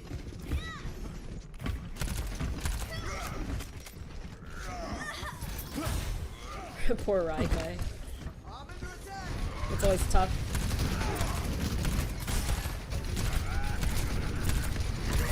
Okay, great lamp. Really good lamp there. And then he knew that...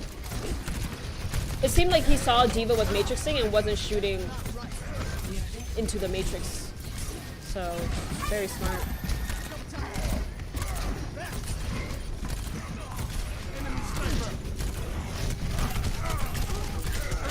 I like that he's controlling high ground. BAP excels on high ground, so that I think his intentions were good, but he didn't get enough help up there because he had to 1v1 the D.Va. But I'm starting to think Gamma might be the Smurf, actually.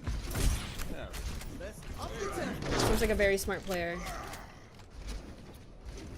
The only problem is having high ground against Widowmakers is kind of tough because you can easily get picked off. But I think he knew that the Widow died.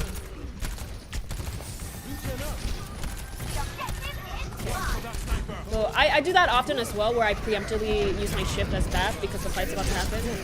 Okay, aggressively going on the kill on the Zen here. He is abusing that immortality. Wow. Okay. Really good play by the BAP. He got full value from that immortality field right there. Using it aggressively, picking off people that didn't have any shield. That was really smart. This is a really smart player. Really good aim as well. Great window. Great lamp. You can tell by the lamp where it's positioned. He actually, that lamp actually helped with the shatter because it forced the enemy team to push past that little area to kill the lamp and be in a position where they easily got shattered.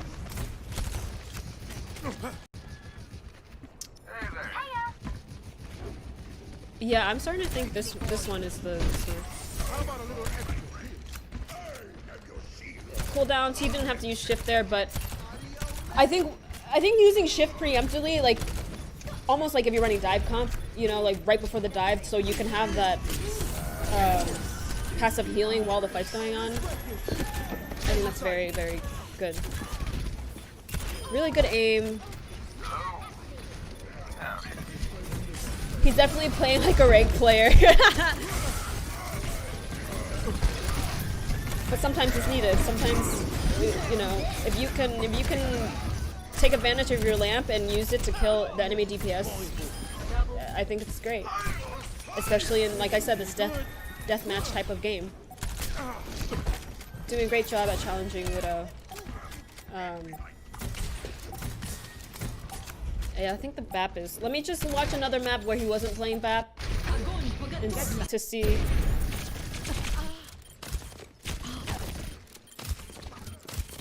It's okay. Killing tracers is like one of the hardest things on him. Oh wow. He managed to still do it. I'm pretty sure Gamma is the Smurf on Team 1. It has to be. Great positioning. Great use of BAP lamps and taking advantage of players who are out of position, and that's totally okay. The fact, the movement, like the fact that it took Genji that long to kill him right there means he just has really good movement, and that is really telling of him being a higher rated player. Would have hit the sleep there if they didn't get bubbled and there wasn't the structure there, but I mean, still very good play. It's very, like, he's aiming in that exact area. He or she, excuse me. Okay, so I'm pretty set on this one. Let's go ahead and watch this map. I think this is the map they lost, so it's gonna be a lot maybe easier to tell if they're on he's on a losing map, just to see what he does to react to losing. Like, a lot of people use ults differently when they're losing and play differently. Window here, great player. That window is literally the reason why that guy couldn't pull off the shatter. Yeah.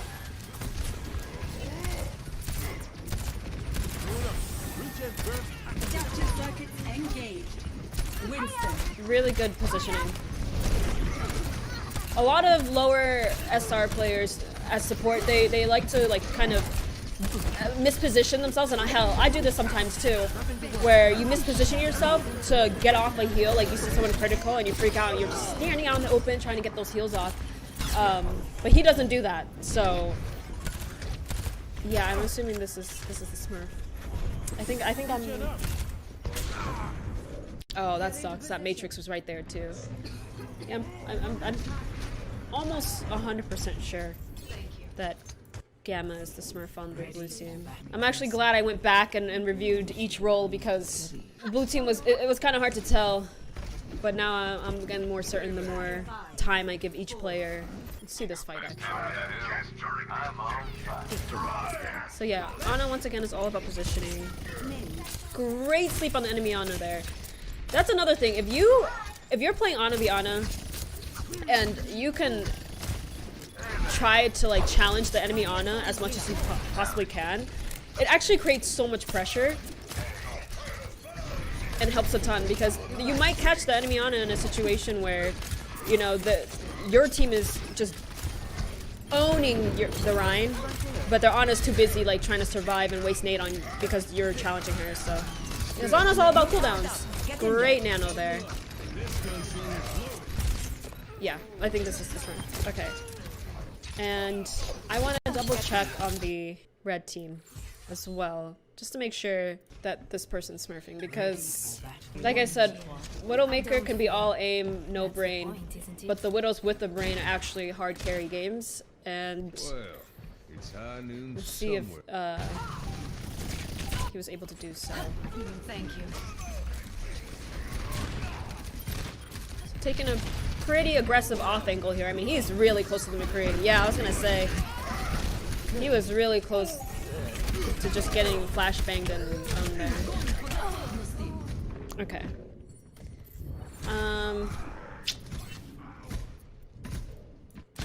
Now I'm not so sure.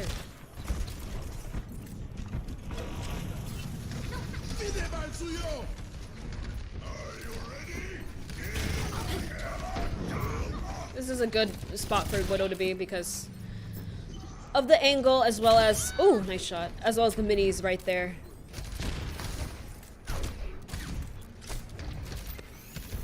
Yeah, I do think he's a smurf. Yeah. Thank you. All right. So I'm gonna go ahead and call it here, guys. I'm pretty sure Team 1 Gamma, their flex support is the Smurf, and Team 2's Widowmaker as rough is also the other Smurf. I'm 1000%. So I'm gonna call it there, guys. I hope you guys enjoyed this, and we're about to find out whether I'm right or wrong. Let's reveal it. Let's reveal it.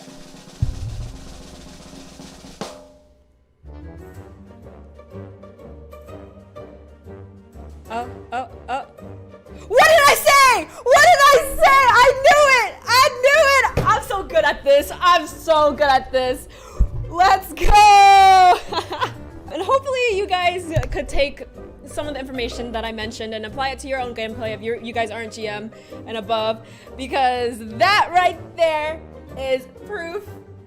Right here, guys. I'm right. I would have felt so bad if I was wrong, guys. I would have felt so bad if I was just roasting the heck out of an actual GM player. But let's go. Thank you guys so much for tuning in, and if you guys want to check me out, I'm at twitch.tv/Fran, and shout out to Elahel for letting me do this. I actually had a ton of fun. I'm 1 for 1, excuse me, 100% win rate. Let's go, 100% win rate.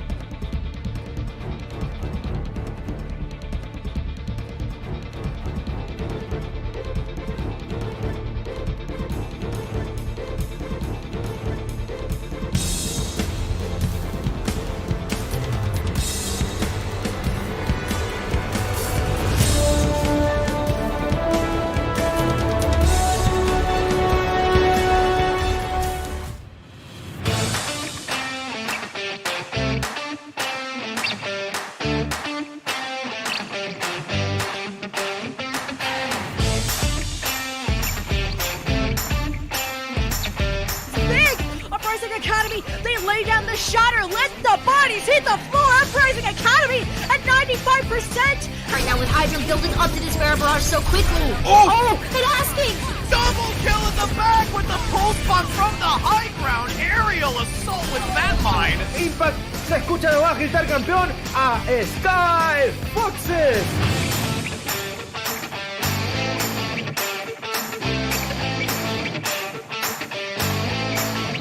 Holy cow.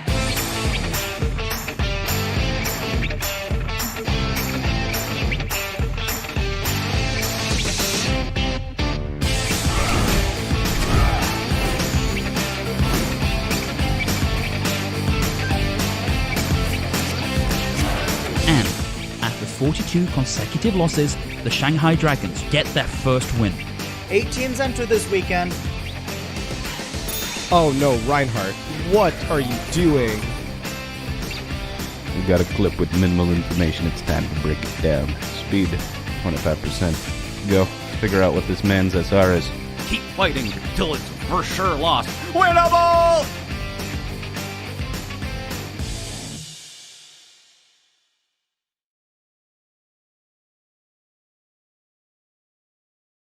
And we're back, ladies and gentlemen. Apologies for the break, but we've got Regen versus Malibu on deck. Things are getting ready to get real spicy here. My name is Jordan, and I'm joined by the always wonderful Moxie. Mox, how you feeling about this second matchup we got lined up today? I mean, I'm feeling pretty good, but if you look at Malibu's side, you've got to be feeling pretty nervous, though. We've done the maths, and we've both worked out they need to 3-0 Regen tonight, otherwise they're just not going to be able to get into that contender spot. Yeah, considering their previous run, you definitely want to see some better numbers than these out of these guys. I mean, 1-2 currently. They beat Revival, lost to CLC, as well as another team like relatively closely here. It was 1-3 against Karasuno, but this is a team we expect to do way better. And given that pretty much their only chance of making it forward is to get 2 more wins, pray that Karasuno take a couple losses here and there, and you need to do all of that in 3-0 fashion. I mean, you need a miracle, but you also need to be playing at the top of your game. Malibu, we have to see them bring everything today. Meanwhile, Regen haven't been looking too hot themselves, though. But we do know this is a team that can pull it out of the bag. Chopper, Boat, Lava, Ship, Magic Maple, and CJ, all of these guys can play the roles that we're going to be seeing them come out. The problem with this team, though, is that they don't have a lot of flexibility when it comes to the heroes that they pick. Every single time we see these guys come out, it's on the exact same double shield, Genji, Ashe, Batiste, and Break. And with that same composition, we expect nothing less than it heading here into University. However, University also opens up the room to play a little bit of Brawl, mix it up. This control point is exactly where we expect things to get a little bit more dicey for these teams. It's where I expect that compositional diversity to play to their advantage. Yeah, if you have a look at what these guys run out on when it comes to those spawn doors opening, you've got to win that first fight. You can go with a little bit of diversity though, but you do open yourselves up to be at risk, to be behind in the entirety of the rest of the map. Because if you come out with something that isn't that vanilla pick and you get forced into your spawn room to swap off your composition, you will be behind in ult charge for every single fight afterwards. That's the last thing you want to be in the double shield versus double shield matchup here. But do we see a little bit of a change of things as Boat looks like he wants to lock a McCree, which could be an interesting change and put a lot more shield pressure onto Malibu. Well, remember, they aren't quite out of the spawn gates just yet. Putting in an extra little bit of CC is going to be necessary, though, especially if CJ's coming out on the Zen. Yeah, no, there we go, going to be onto the Batiste. But that does mean that he's going to have double the protection for when Eiko tries to pull out that immortality field.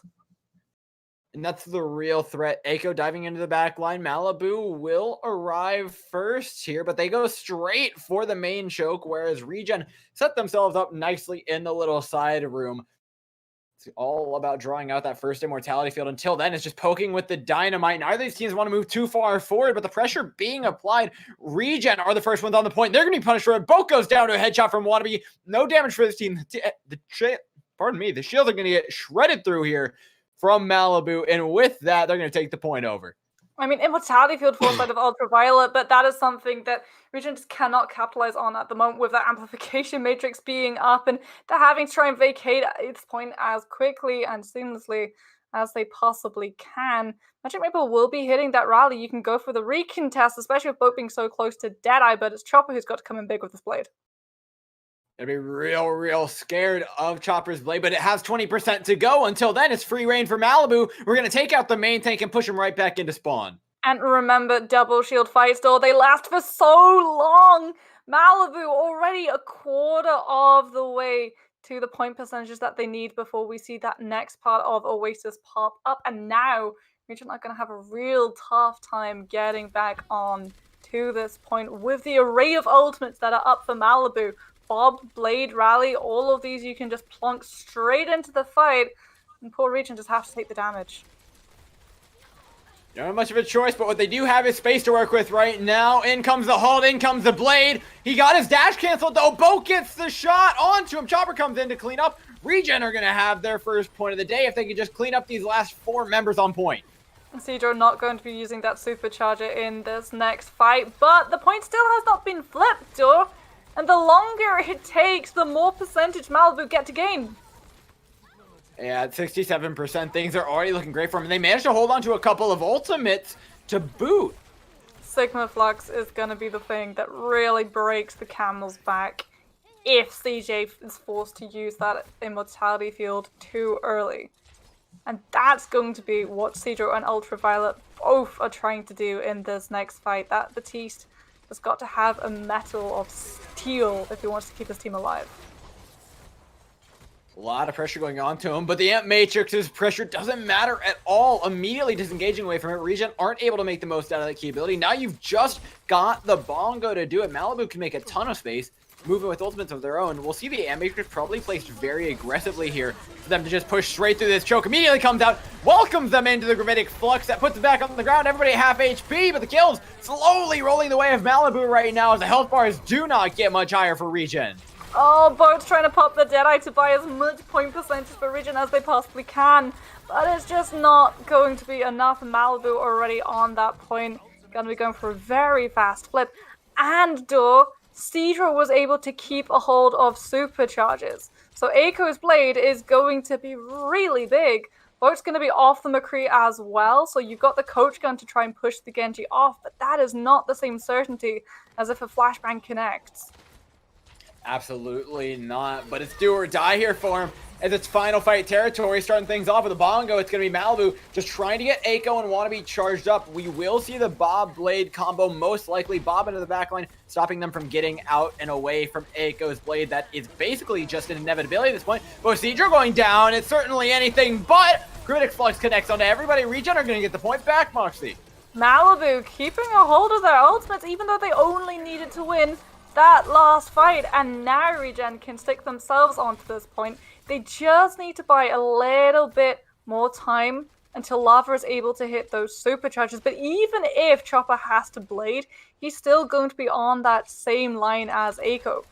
Cedro used those supercharges in that last fight. The only way Malibu can have this blade being impactful is if Wannabe chucks that bob in at the same time. Or that happens. Oh my god, Moxie. Oh, the stagger. Oh, Fish Cake is right below them. The brick's completely cut off right now. Don't tell them. They're the not going to notice. There. Your team are going to be able to move onto the staircase and then you just pop out, you know? And you pop that rally. Because really, Regen aren't pressing the advantage that they had.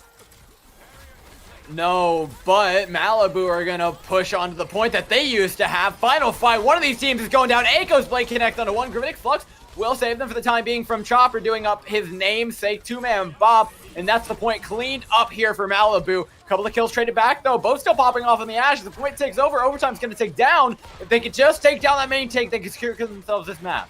Well, the supercharger is gone. Ship back onto the Hammond. But Wannabe able to stay alive with that coach gun. And unfortunately for Regen, they don't have the presence, they don't have the ultimates, and they don't have the power to flip this point back. It's not looking great for him. Up on the ball, trying to stall as much as they can. Lob's coming in on a Winston, but the objective secured here for Malibu. sets them at a 1-0 lead here on Oasis. Someone from the side of Regen was not watching that kill feed when that break stays underneath the staircase. If you'd been able to identify that that off support had been cut off from the rest of the team, and you go for the engagement, you go for the punish, you either deny the off support's existence in that next fight, or you force the rally out of the Brigida, and that was how Malibu initiated back onto that fight. That was how they had so much sustainability. As soon as that rally gets popped, all of Regen just scurry. They scarper back on. And unfortunately, they give up the ground that they really should not have given up. It's a different map, though. And so hopefully, if they see that Brigida separated from the team again, the punishment will be there. Different maps, Mox. Same compositions, though. It's Ashe, Genji, Double Shield all around here. Neither of these teams want to shift from the meta. But already, Malibu are being gifted the high ground that they're going to take a lot of control of. If they can just get their Orisa over here, this is going to be a fantastic position for them to be in. Well, they'll have the high ground, but remember, they've also got to contest that point when it comes through. If either of these teams just gets to walk on, then that is unacceptable, because the longer this fight goes on, if you've got control of that point, the more you're laughing, because the more point percentage you're accruing.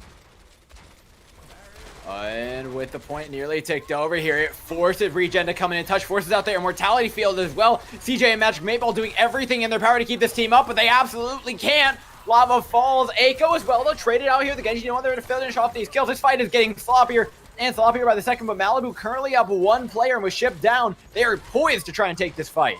He does have Amplification Matrix, but you're not in the position to use it.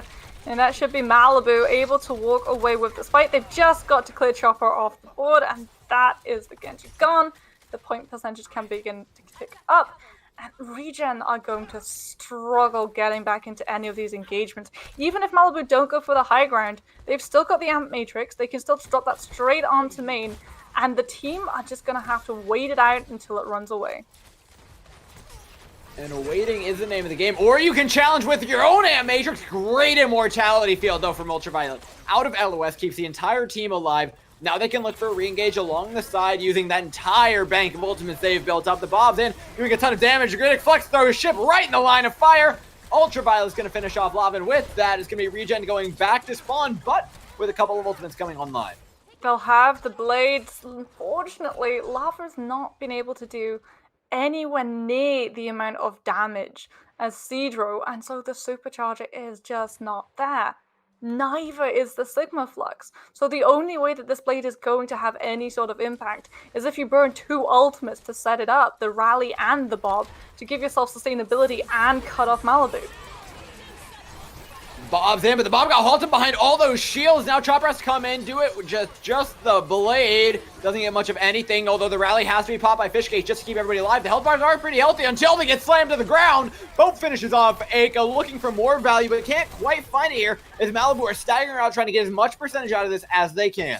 And I mean, it could be a very fast flip, given what Regen had to put in just to get the fight into their favor. So many ultimates. In fact, they've only got the supercharger and the amplification matrix that will be coming up online for them. Good thing is that they'll have the high ground, and that is prime position to use those to burn off as many seconds as you possibly can. Until then, it's going to be up to Boat to try and race his way to this spot, because if Wannabe hits that one first, Algo are going to have all the aggression they need. Well, they're starting off with aggression here with an amplification matrix burning down the health bar of Lava, ironically enough. Great amplification matrix, but they need to be able to finish up on that value. In comes the Bob, you said, with such a threat. Odo drops down half HP, but the damage is just too much. Dynamite over top, though, looks to even things out from Boat, but he just can't match the damage that Malibu are pumping out. 88% Mox. It is last fight territory for Regen. Yeah, so Malibu actually did a very good job of making sure that the ultimates Regen had to play with, they just weren't allowed to use. CJ was using Amplification Matrix just to keep his team alive, because Malibu took the side entrance, he took the one natural cover where they can hide, and now it's the final fight. Regen can't even get into touch, and Malibu get to walk away with Oasis underneath their belt. And one map up is exactly what we want to see from Malibu. Remember, they are looking for a 3-0 victory to try and send themselves into Contenders. Of course, they still have to do a little bit more after this, but they've started off nicely. Regen, though, need to find a little bit more of a way into this. We'll talk about what we expect from them and what we want to see from them after a short little break.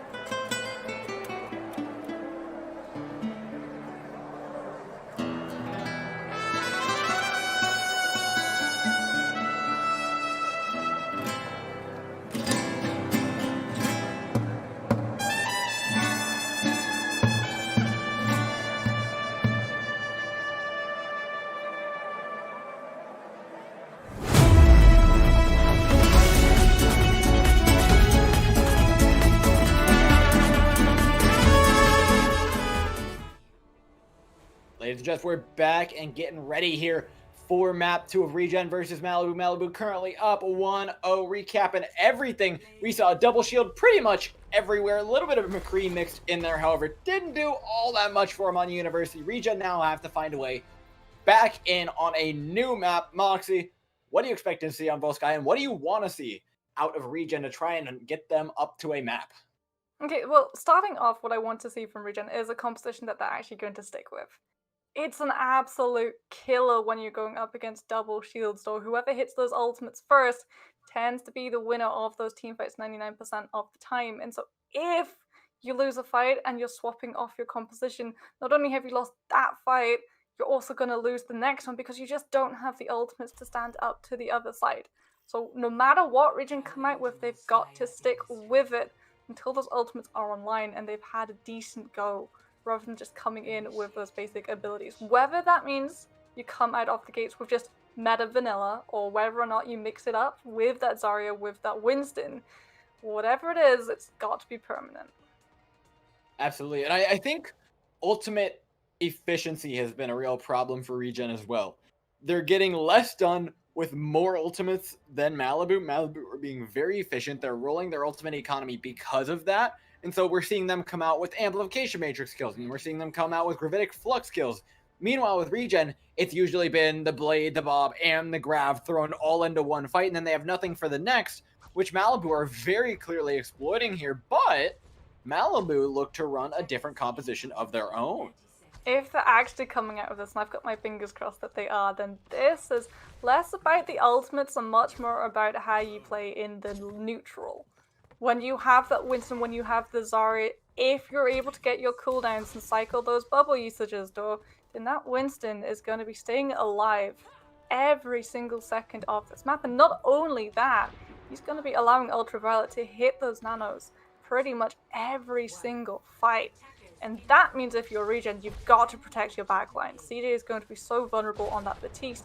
And the single second this composition spots out Immortality Field going down too early, they will collapse and they will punish.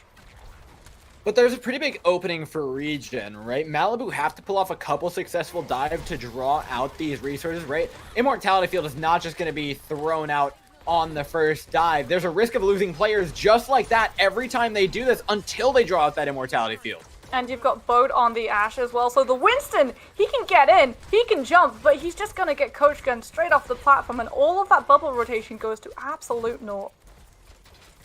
They can continue to do this, though. They're getting away. They haven't lost any other players. Remember, this neutral game is great for Regen. Malibu are always risking, but once they hit the Primal Rage, once they get out that Immortality Field, everything gets rougher for Regen.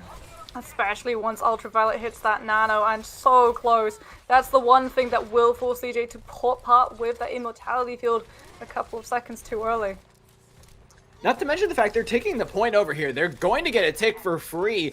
And with this, Regen are going to have to eventually move in. The Immortality Field still hasn't been used, but they've got the Nano. They have the Primal Rage. Everything's online. Malibu have gotten far enough and haven't been punished enough. They're going to win this fight.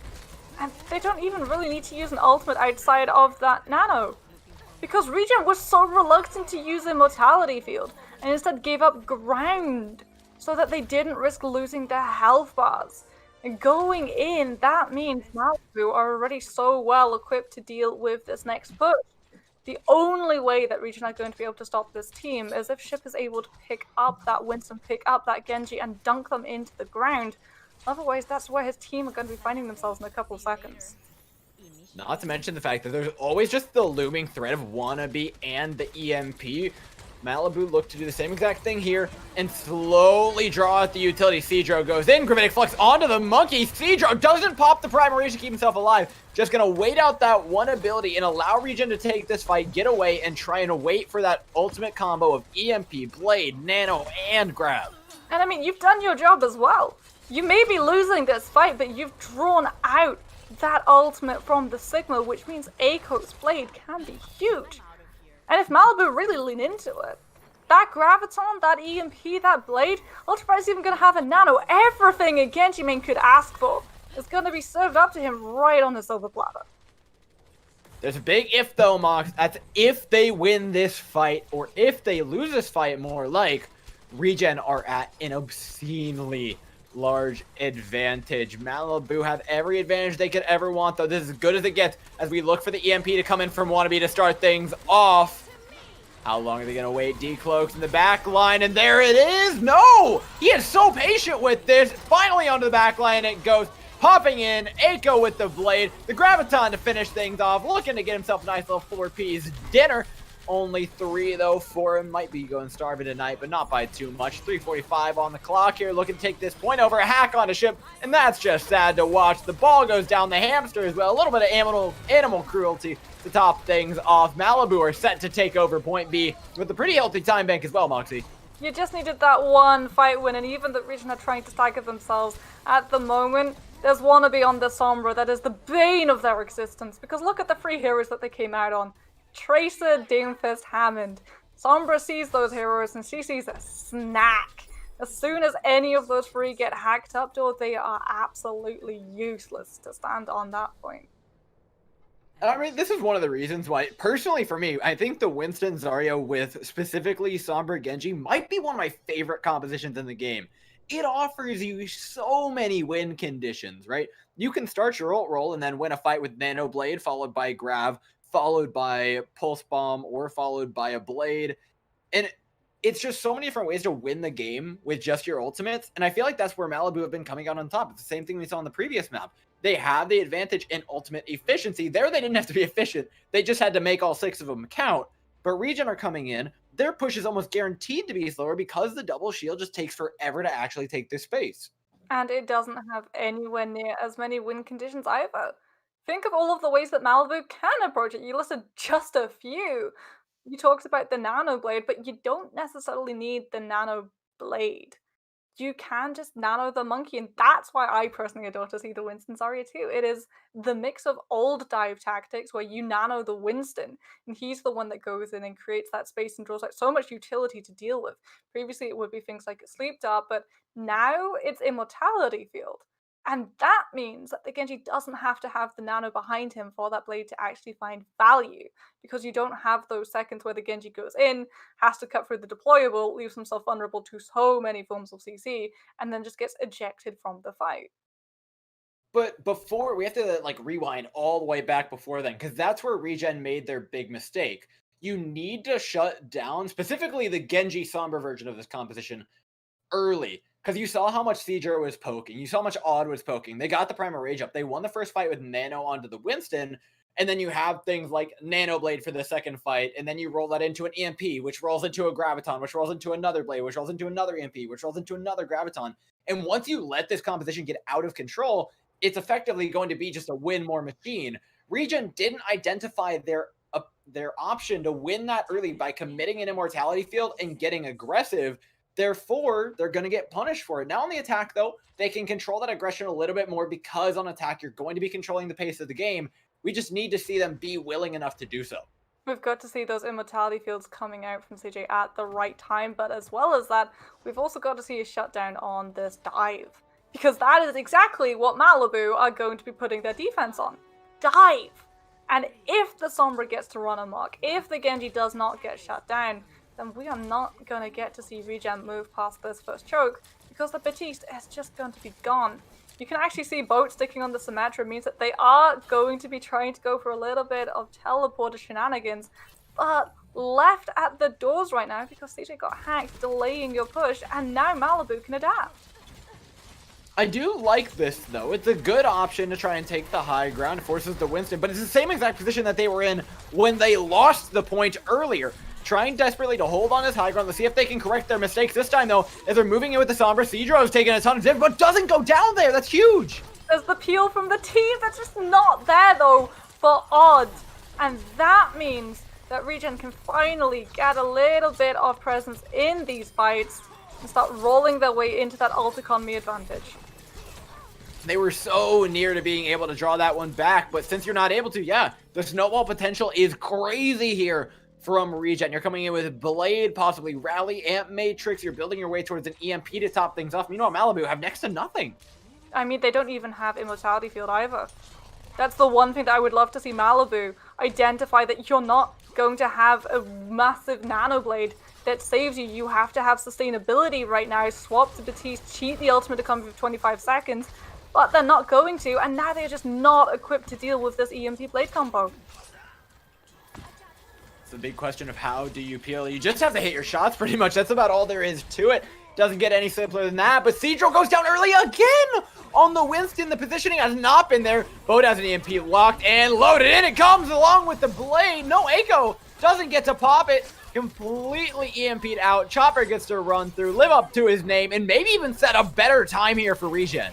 Eiko just taken out before he can try to go for that blade. Wannabe trying to build up towards that EMP. If Malibu are able to get that online, that's where they can make the comeback. But until then, it is just staggers. And not great ones either. You're still a minute and a half ahead. Eiko's been hacked through the blade. He does get one, though. Living for a fairly long time. Immortality Field is here for Regen to keep them up, keep them going. The stagger's going on a lot longer than they thought, though. They're hacked. They're taking a ton of damage. This could be Malibu stabilizing off the back of Eiko.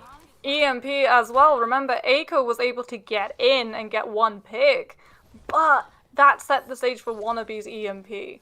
And that's when the tide turns. When you're completely denied your abilities, but that is going to be available for Regen in this next fight. And even though Eiko is blistering towards that next blade charge, he's still going to be useless. More useless than wet paper if that EMP connects onto him, whether he's blading or not. I mean, it's the exact same combo that they came in with last time. We cycled the ultimates fully. The same situation this time, though. Odd has a grab to try and counter, though they don't have the Sombra anymore. Going down early again. They're just bleeding out players. The grabs there, a ton of damage, but the Immortality Field keeps them up. Cedro goes down. The health bars are able to be reset here for Regen, and they're looking to finally take over this point. No staggers are going to stop them from this one. Eiko's blade might, but he's not able to get that in time. And we will see the second round of Volskaya for both of these guys. And we talked about it, I worried that Malibu not running that Batiste would really hinder them in the long game. Because you are relying on your Genji making a statement. That's the reason why you're running the Ana. It's not for the anti-nades. It's to get the nano boost there, to give Eiko that little bit of an extra leg up so he's got that sustainability, so you don't necessarily have to force the Batiste to part with Immortality Field if you send him through with that extra little bit of padding. However, what that means is you are sacrificing Immortality Field for your team. And that is just not good enough because you don't have the outplay potential. Unless you have that aggression, unless you've got that ultimate already built up, then EMP is going to absolutely cripple you. Well, they're going for the EMP win composition again. What this is going to allow them to do is move on to that second point should they capture the first. There's almost no way they have EMP up specifically for the first point, but if they get first, they're almost guaranteed to roll a second. This is a big gamble from Malibu, and Regen, maybe they fixed up this the way they want to hold on A. I mean, it may be the same composition that Malibu are running, but it's going to be the same composition from Regen, and they've got that additional little bit of safety. Yes, the Batiste is very vulnerable if he gets dove on, but you will still have that Immortality Field to try and put a stop to these snowballs. It's a real threat, but no amount of Immortality Field saved him in the previous round. Doesn't look like it will this time. Same exact dive, same exact bubbles as we expect to come out from Malibu. This time, though, it's Regen getting a lot more aggressive on top of it, pushing into the mini room. Although this may have been too much. They move to the low ground. They take out Eiko, but that main tank is still there, still charging away. Same as Wallaby, working their way up to the ultimates. 1 minute 23 seconds, so they can't afford to wait too long. Ultraviolet needs to hit that nano boost, but Cedro does not want to be taking too much damage, where it goes from that face tanking to a straight up feed. 65% to the nano here. It's all that we're tracking are the ultimates from Malibu. When those come online, it hits the fan for Regen. Waiting for the right opportunity. Up onto high ground. Great halt by Lava. Pulled him down, but the damage isn't there to follow up. Good hack to keep him alive by Wannabe. Can they follow this up, though? The nano's finally there. They're all clumped up. The damage is effectively going to be amped big time, but CJ has an amplification matrix to void them away. Now, if they could just follow up on that, they're going to be beautifully set up. The Ash off into the water. Cedro has a huge Primal Rage in the room here. And can he get one more? Maybe, maybe not, but the damage has been done, Moxie, and they've got ultimates to boot. Oh, you locked yourself into a side room with a raging animal. That is just a big old no-no in Overwatch. Because it completely negated the Batiste amplification matrix. And now Malibu are in firm control of this next fight because they've got snowball potential. They're going to have EMP.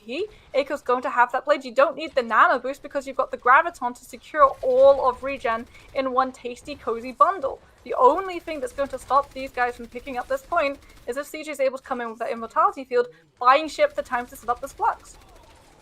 Yeah, there is the option of Ship actually hiding and trying to avoid the EMP in favor of trying to get the Gravitic Flux out, but he's being forced out into the open. He effectively has to eat this one. Wannabe knows what they have to counter. Holding on to the EMP right now. Ship tries to peel, does manage to avoid at least that much, but now the EMP comes out. Now we're looking for Malibu to clean up. If they can't do it here, they never will. CJ trades on this.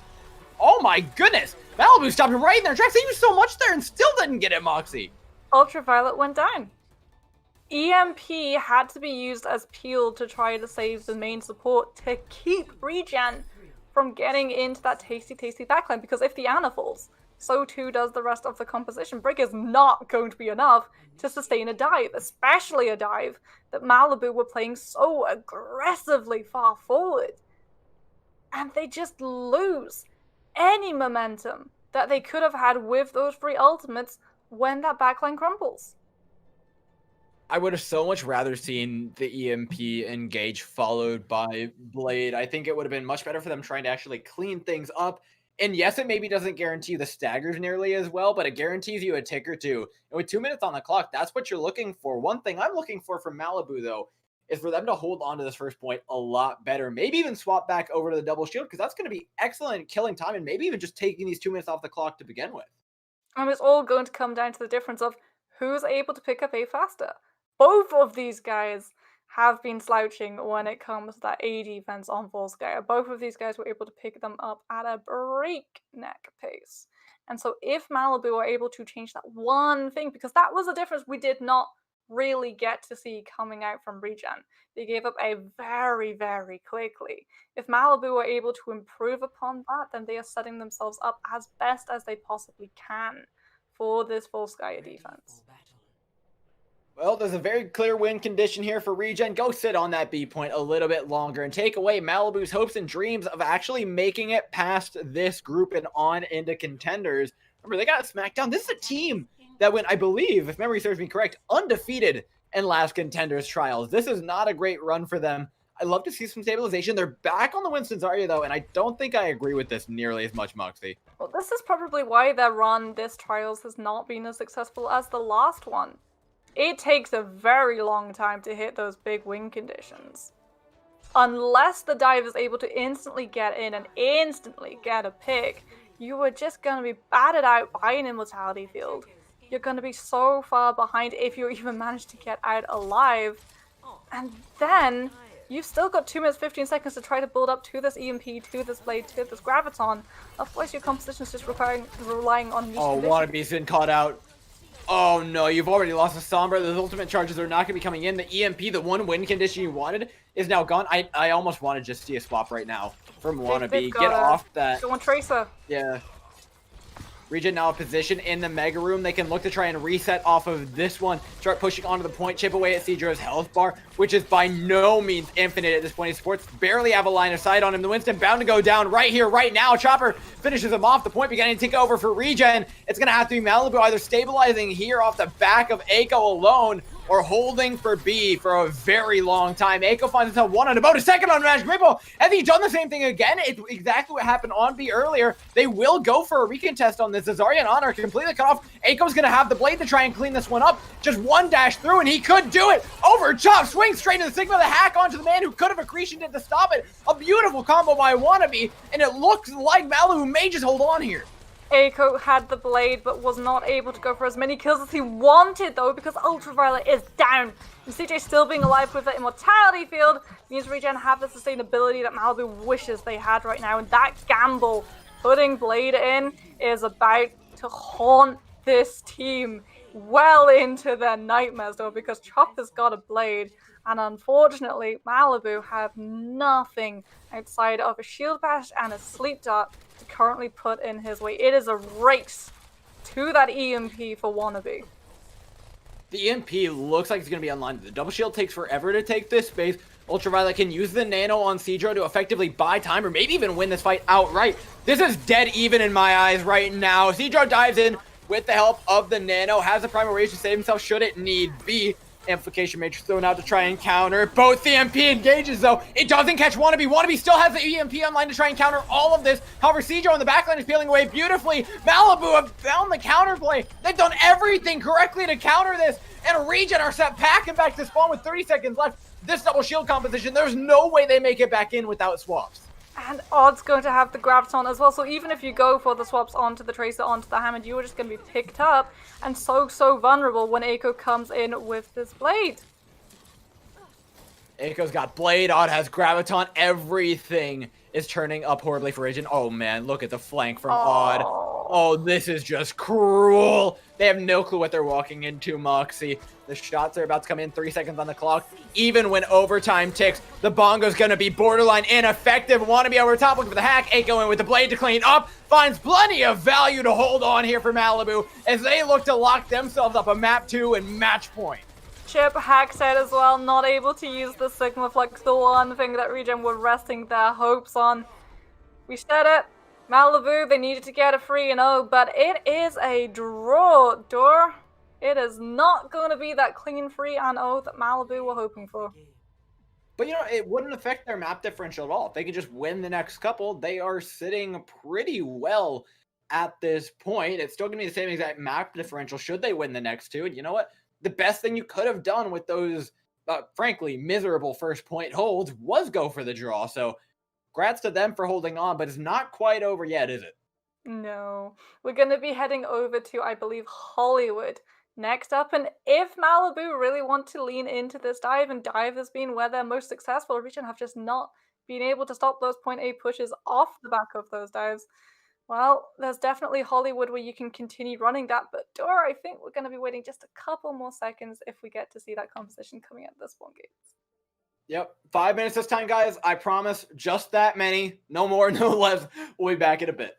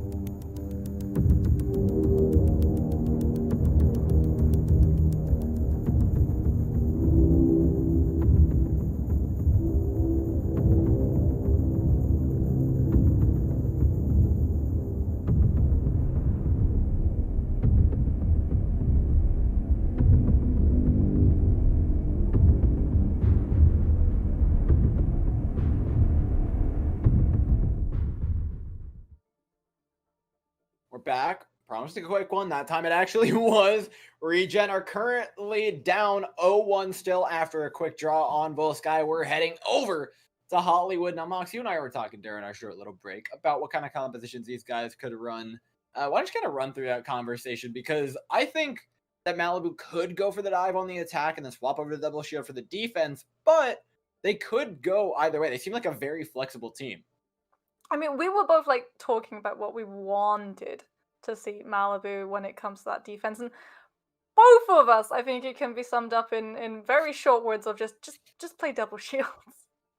Defensive dive is extremely hard to pull off, and we are seeing a very fast point take from the side of Regen when they're running into that defensive dive because they've just been able to handle it much better.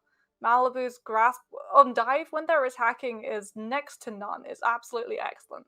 But as soon as those sides get swapped or dive, the wheels of this composition, it just falls completely off because the Sombra's just being punished.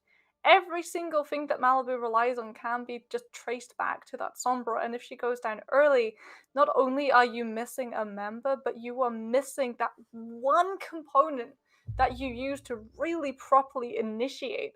When a hack comes down onto that double shield, it forces the Batiste into using Immortality Field far too early for his liking and paves the way for the Genji and the Winston to come in, for the Winston to only need a couple of seconds, which the Zarya bubble provides, for him to do an actual impact in the fight, and then the Genji finishes off the kill. Yeah, and I mean, that's enough talking about like what the dive can do and how they can try and fix it up. I also think that there's things Regen can do to try and prevent the dive from being more successful. I think there's a certain level of aggression that they should have. Hero swap wise, though, their options are fairly limited. A lot of times you think about things like a Mei, but on a point as open as Hollywood, it's not nearly as effective. You could try and go for a Torbjorn, but into the Zarya Winston, it's not exactly the greatest counter in the world. You kind of just have to do it the old-fashioned way and fix how you were playing on Volskaya.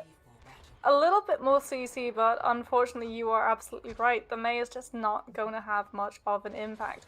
Blizzard is still a really good ultimate, but against dive, it's so mobile, it's only going to catch out one, maybe two people if you're lucky, and if the healers aren't caught out by it, even though they're not running that Batiste, Tiana's still just going to be able to focus whoever gets caught in the snowstorm and keep them alive, and then she'll have a nano just put back right into your face. Honestly, the only way that I can see Regen fixing this off the back of hero swaps is by trying to put that McCree back in, but then you're cheating yourself out of your best way of controlling how the front line tries to engage, because you don't have those dynamites, you can't force them into the space where they really don't want to be standing. Well, it doesn't matter what we thought they might do or what they could have done to swap. They are going Bog State or Double Shield, both the sides running. You guys know what we're looking for. It is Halt combos, dynamites, accretions plenty here. And the high ground belonging to Regen first. Malibu now have to push around through the stair corridor possibly to regain control of that before they move to point. No, they're going straight to point first. They're doing it the old-fashioned way. Mono here as both tanks line up. The Orisa is losing their shields immediately. Lava is the first to go down by the dynamite of Wannabe. And off that, Regen alone should be able to push this advantage. Copper in the back line cleans up one, but not much more than that. Malibu have managed to see it over the point. Again, CJ is so reluctant to put in these immortality fields. And normally that's something we applaud, but not when it means losing your Orisa. Ultimates won't have been built up in this first fight. You can afford to put that 25-second cooldown in so that you can actually keep yourself standing. If that Orisa falls, all of your control, all of those halts, all of the impact that you're going to be seeing for Malibu right now is absolutely diminished. Look at the ult charges between these two players. And yes, it's not that much of a difference though, but when it comes down to that race, Malibu have a leg up. They've got the high ground. They can run away with this poke battle. Yeah, on pretty much every single hero, they have that same advantage.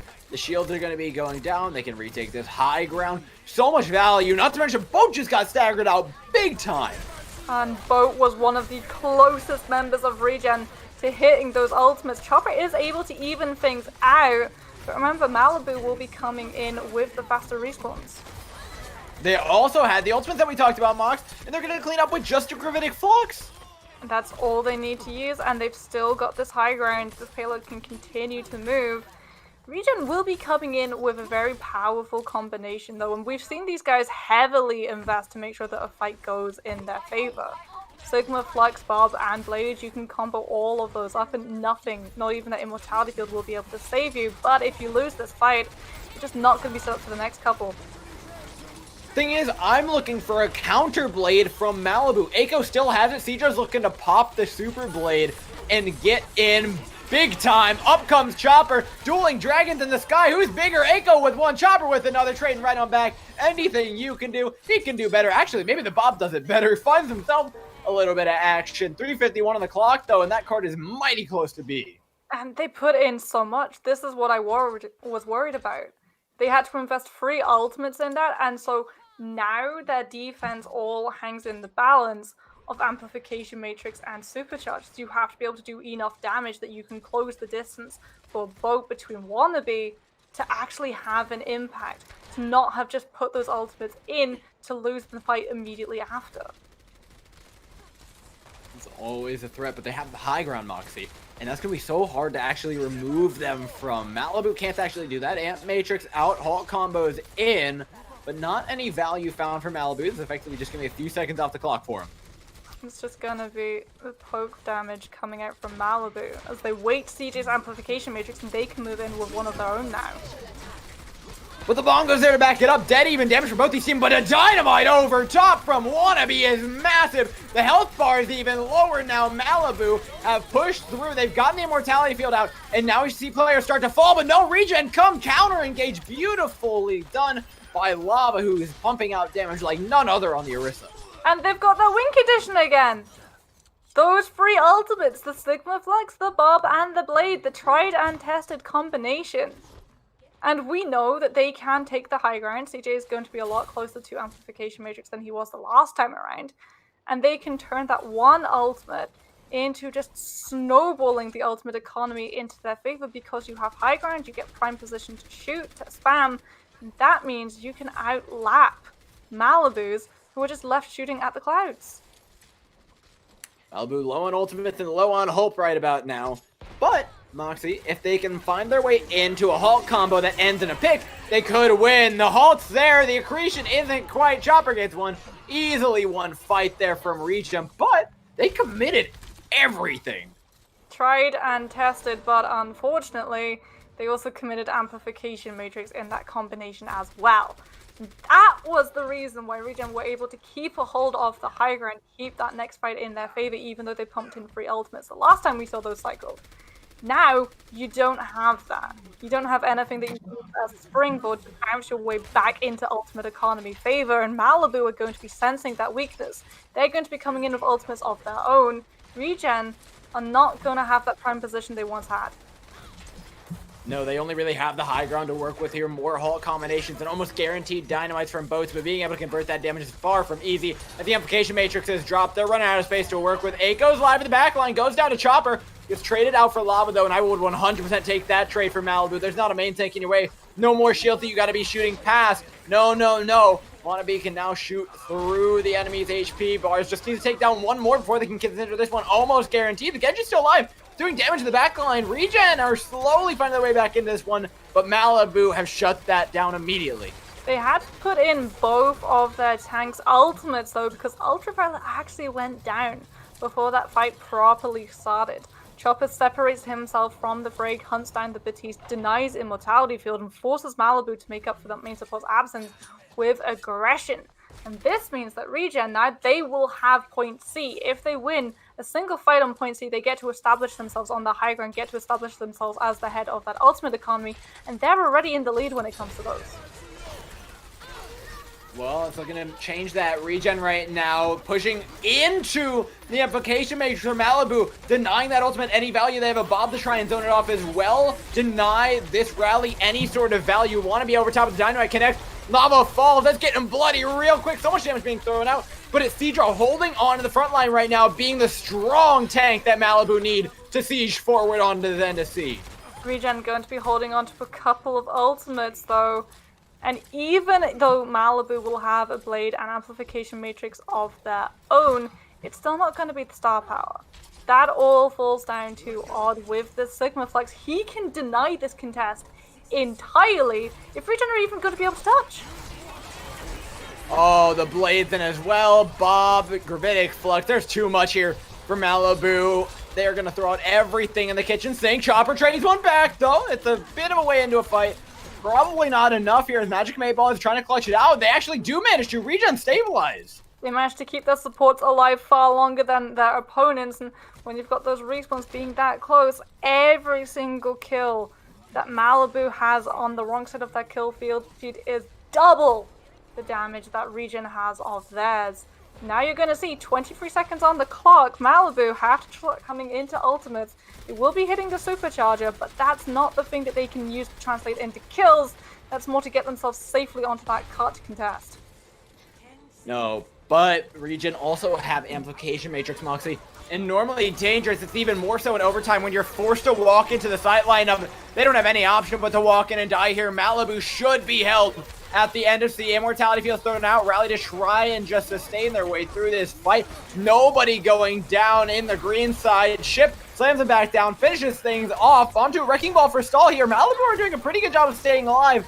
They found a kill onto Eiko, getting that support line at least a little bit damaged down. But it's hard finding more than Ultraviolet needs to frag out on the Baptiste. Use primarily the primary fire to get his way in and work on those health bars. Ship traded out. They might find a little bit more progression here, but it's so hard when the spawns are so good for Malibu.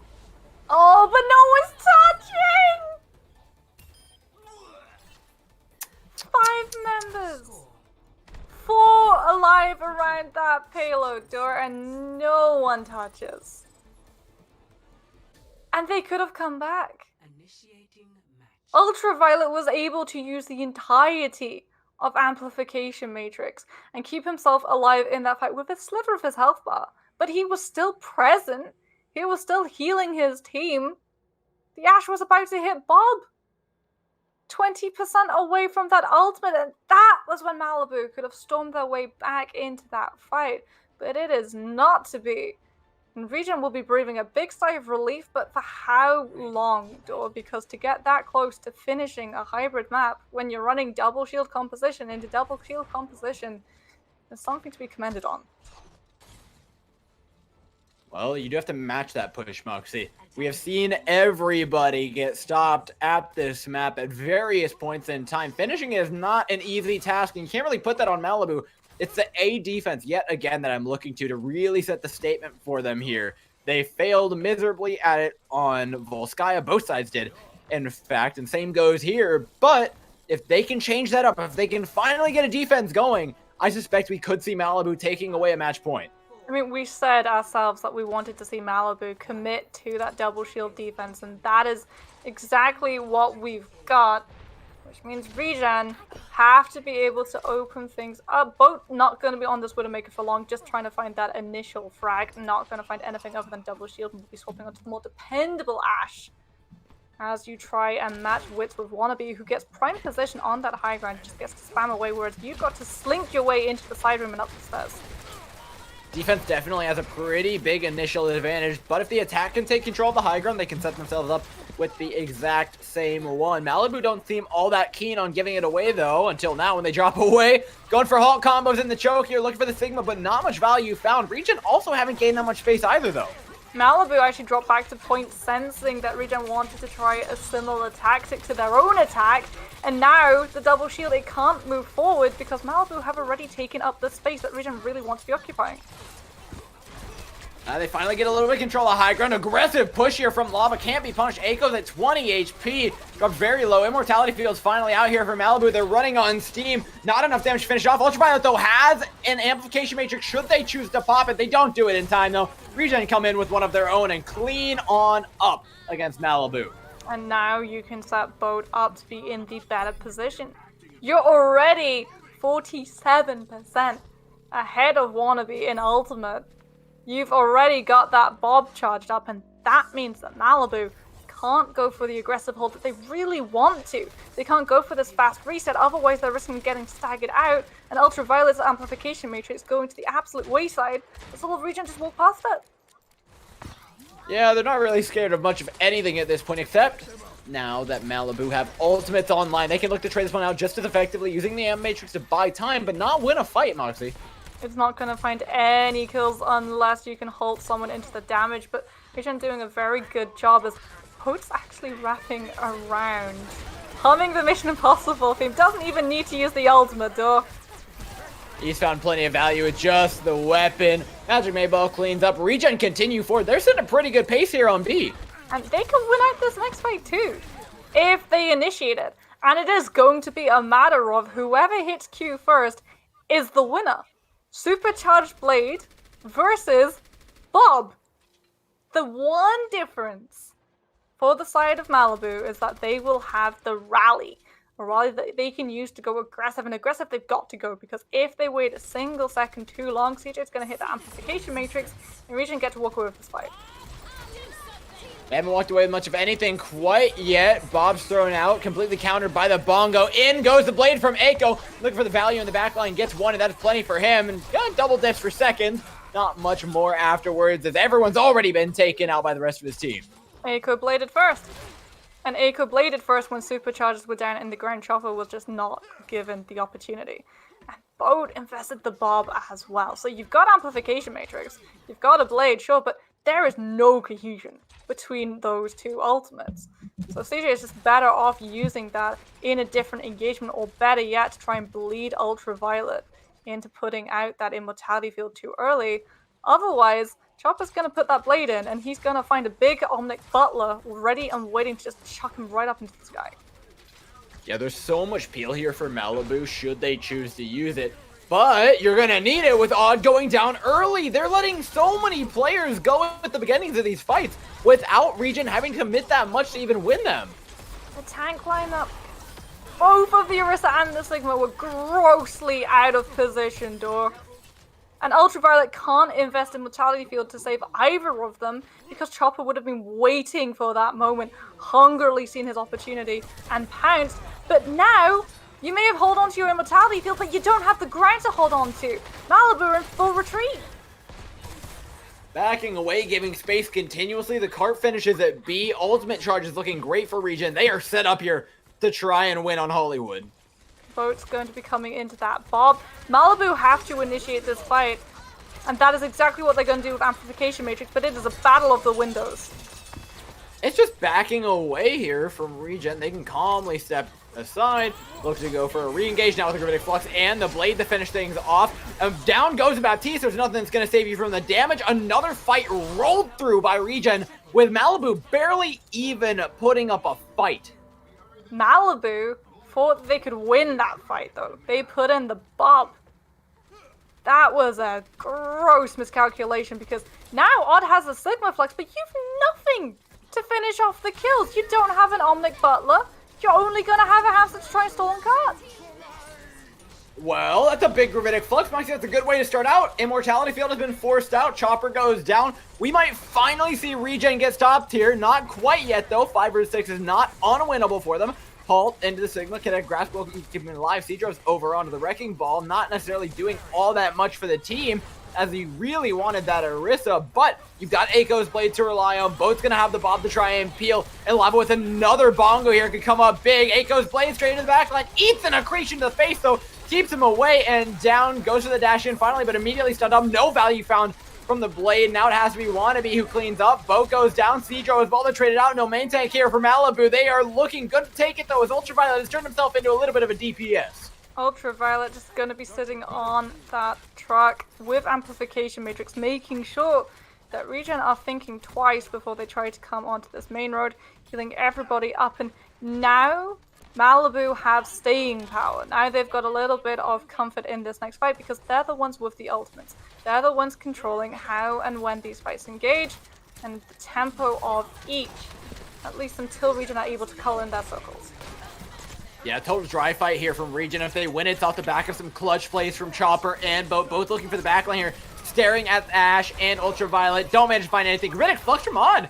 Nice little 3-man there for the boot, but 1:30 on the clock. Regen aren't quite hurting for time yet. And Malibu aren't hurting for ultimate economy, because they did all of that with an Amplification Matrix and a Sigma Flux. Which means when Chopper comes in with this Blade, Malibu still have peel options available in the form of that Bob and that Rally. And so Regen, They've got 1 minute and 7 seconds. They're going to be waiting with the blade until they see that opportune moment. But if you wait too long, you're going to run out of seconds to live.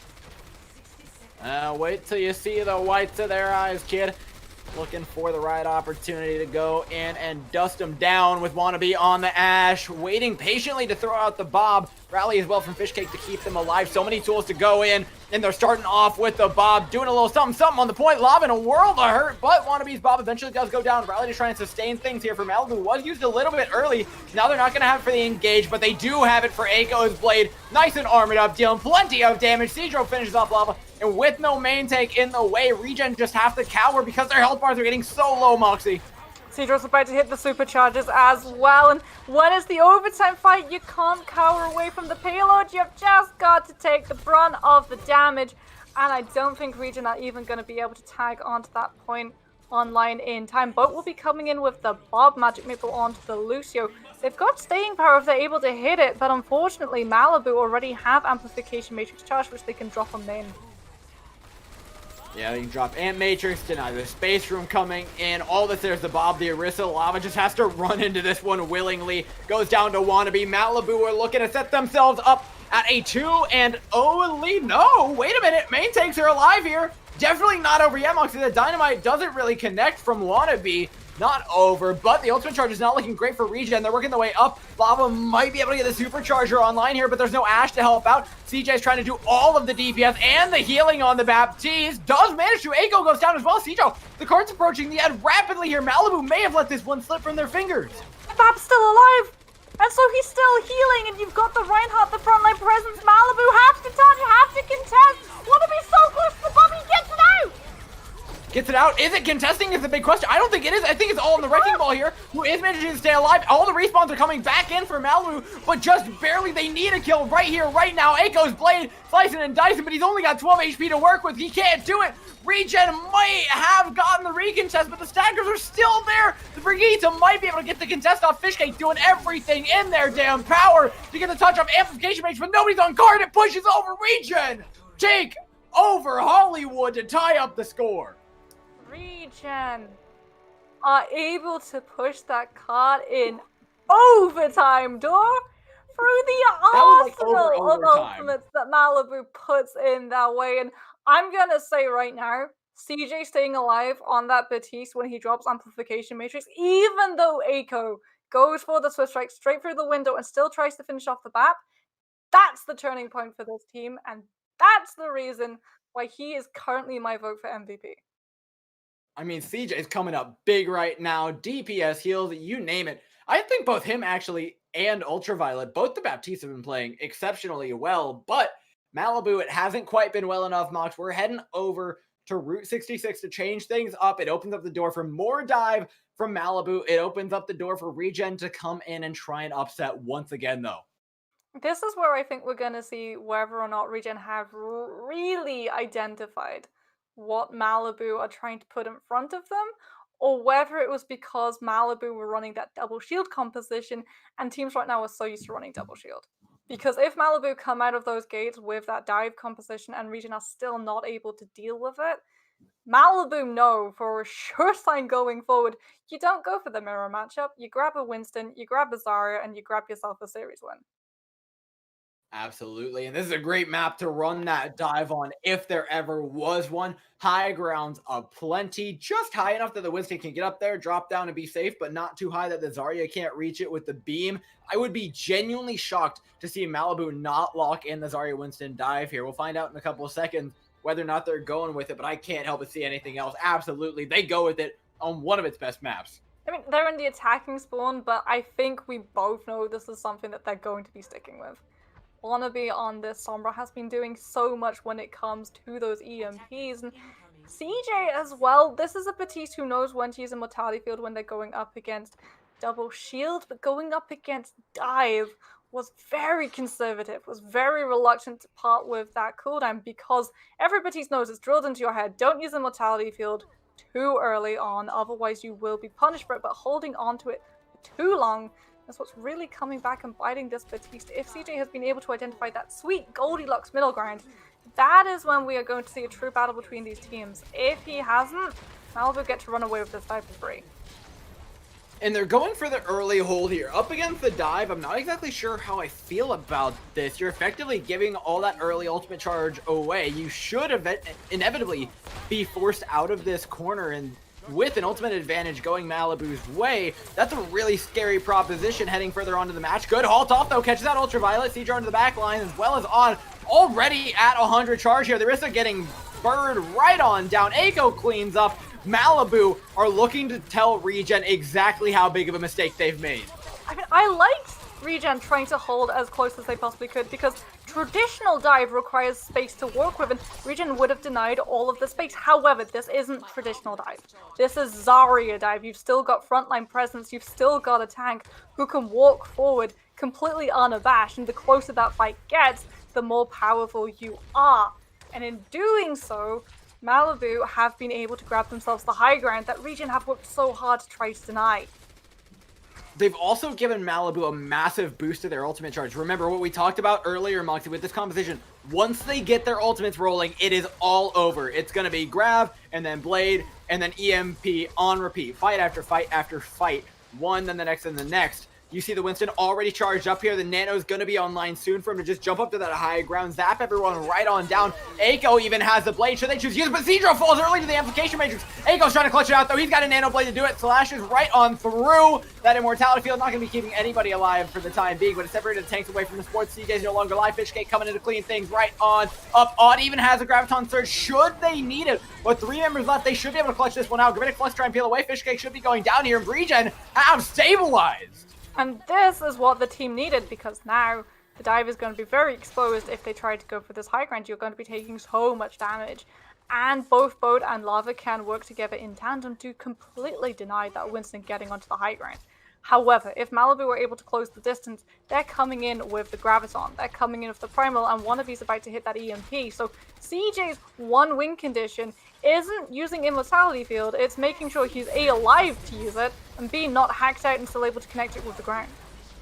Well, I really want to see Malibu right now wait out this Bongo and then pop up with the Primal Rage. You can knock people off the high ground, take a ton of control with that, and then look for the dive, whether it be with the Graviton, whether it be with the EMP. You have great options, but into the backline they go, targeting down CJ. Cedro drops low, though, and again, this monkey goes down early. I don't know what he thinks he's doing. He really wants to pull out that Immortality Field, but CJ has learned the lesson and is being extremely patient with those. Wannabe, though, going to be coming in with that EMP, and this is the win condition. Malibu may have invested the Graviton, but Graviton isn't the one thing that translates into kills. It's the EMP blade. And you've definitely got the tools to set that up. Whether you've got the space remains to be seen. Regen are making it so very hard for this team to occupy this high ground. Yeah, you said it earlier. It's exactly what they want to try and hold up against this team, but they're running out of ultimates to do it. Boat might be able to get the Bob up to try and peel away from this blade, but there's so many ultimates here. It's almost guaranteed for Malibu should this EMP connect onto the back line. Gets both the tanks, forces out the Fortify. Eiko in, flashing right on through Lava. Gets the Immortality Field on his way out. Very good heads-up play there. Cleans up the rest of Regen, who are going to try and contest this one and even pop the rally to do it. They believe fully in this Moxie. Oh, the rally was popped trying to save everyone when the EMP comes out, but it's a little bit too late. Now you're not going to have that rally going into this next fight. Something that Fishcakes can use to allow Malibu to go aggressively. It's the only thing that they've got going for them, though. If they get picked up in the Sigma Flux, not running that Batiste means you are going to hit the ground, and it is going to hurt, especially if Boat decides to double down on that damage and send a Bob on through as well.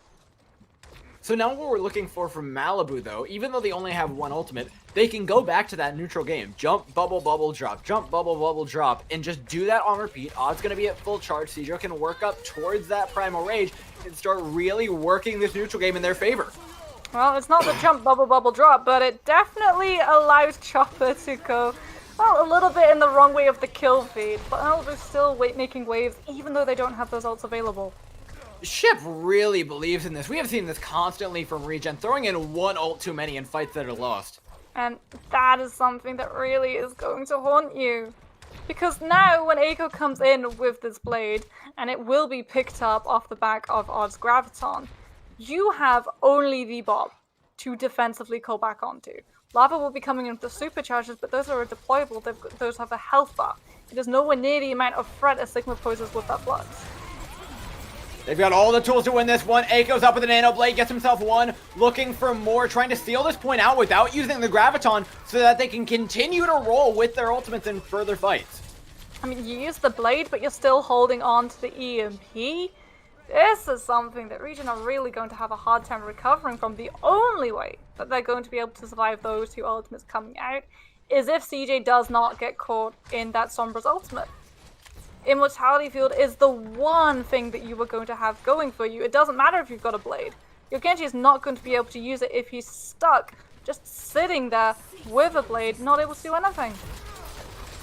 I love the aggression here from Malibu, but Wannabe is not quite in position. There it is, finally the EMP dropped. It caught everybody, it caught CJ as well, who does manage to get an Immortality Field out, just squeaking it through there, but it didn't keep much of anything alive here as Regen push back through and win the fight regardless of the EMP. EMP comes out, but it's the primal rage that's committed after, because Regen were actually playing very split, very fragmented. If the Graviton had come through, it would have got one, maximum of two, but that would have been as much of an impact. Now Malibu are left holding onto this Graviton until Aiko hits that Blade. They could look to follow up on the damage, but no, they throw it in right here, right now. Did the Immortality get filled? No! It's still out! It's keeping everyone alive. They didn't wait patiently, and they're gonna punish so bad for it. You've got to be patient when you're running that Graviton. Aiko is about to hit that Blade as well, though. That is salt in the wounds. And it's going to signify a swap odd going onto the Sigma. And Citro's got to, there we go, off the Winston. Trying to run Zarya Winston into point C where you've got a ceiling, where you're walking into a spam damage composition, your mobility is already significantly lowered, and you're just feeding yourselves right into the ultimate bars. They feed themselves straight in. Oh, Chopper! Taking a nap. In comes Aiko with an Nano Blade of his own. Can't even clean up the kill. Does manage to eventually there as Regen find themselves back in spawn after Malibu pull off a very smooth compositional swap. But Regen, because Malibu pulled out a compositional swap, will be ahead in every single ultimate charge. In fact, Chip's already got the Sigma Flux. This is the thing that Regen can put all of their hopes on. With only 25 seconds left, if Malibu lose this fight, they are not going to be able to get a second recontest.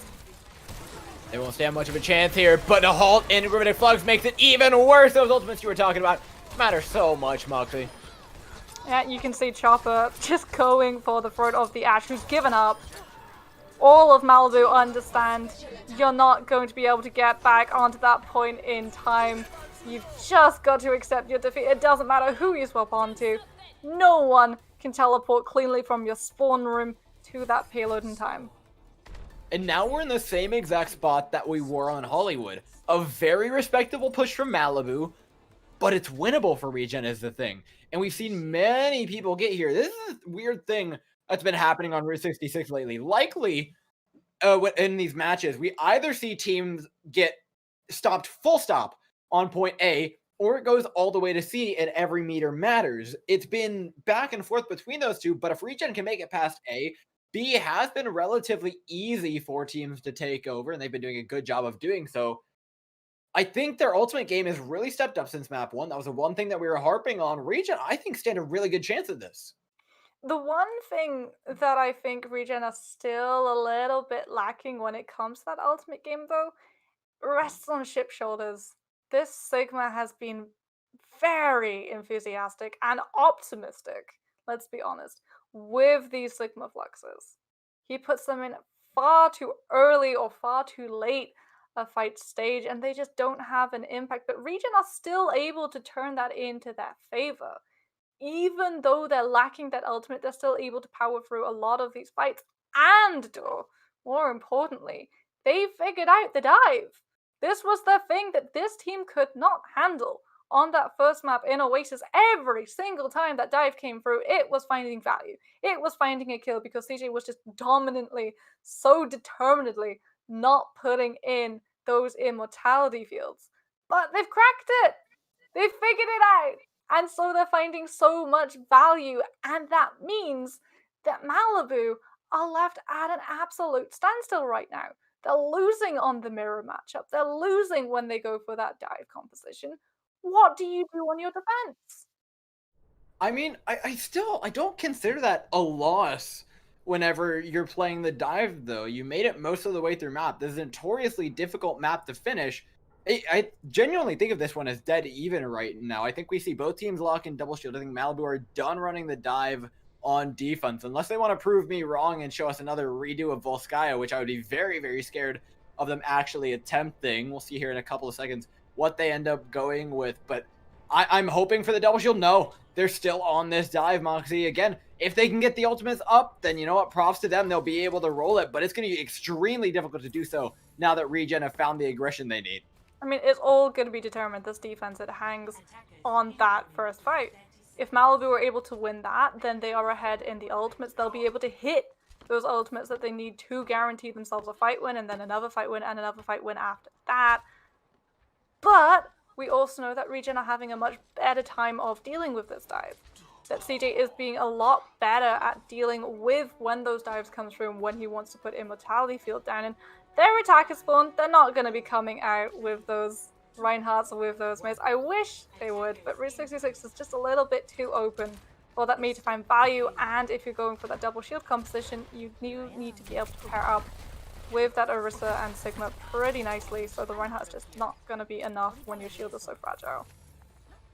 No surprises there, though. Just onto the double shield standard stuff. They should get to the corner. This is where we see a real contest. Cedro can pop in, bubble, walk on out. A lot of damage. Good hack through from Wannabe. It's pretty standard value here from Malibu. The big thing they're looking for is to just not get picked for the next 2 or 3 times they go in with this.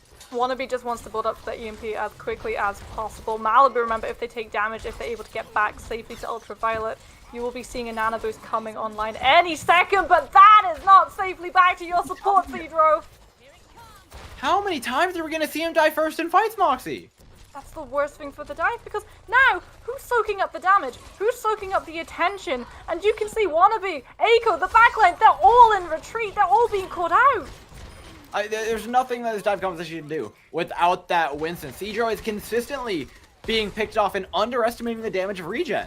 He's got to be the decoy. He's got to be alive. Ultraviolet will be coming in with the Nano Boost, but those aren't the ultimates Malibu wants online right now. The ultimates they need to manage to win a single fight is EMP, Graviton, and Blade, and they just do not have access to them because that DPS lineup, when the Winston isn't there to take the attention away, can't go aggressive, can't go for the attacks, can't build their ultimates online fast enough.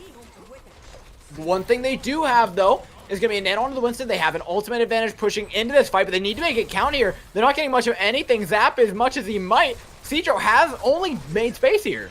But he managed to bait out Immortality Field. CJ used that one, and Eiko so close to that Blade. You should be able to go for the punishment with that 25-second cooldown being what it is. Zarya's in, high charge as well. They have a Graviton should they want it. Primal Rage using in conjunction with it. There's a lot committed. They need to win here, but still, Regen refused to die. The Graviton comes out, but it's only the Orisa, and she's got Fortified. She simply gets to move out of it. Chopper going down, though, should be the standstill that Malibu need to try to block out Regen as they finally commit EMP.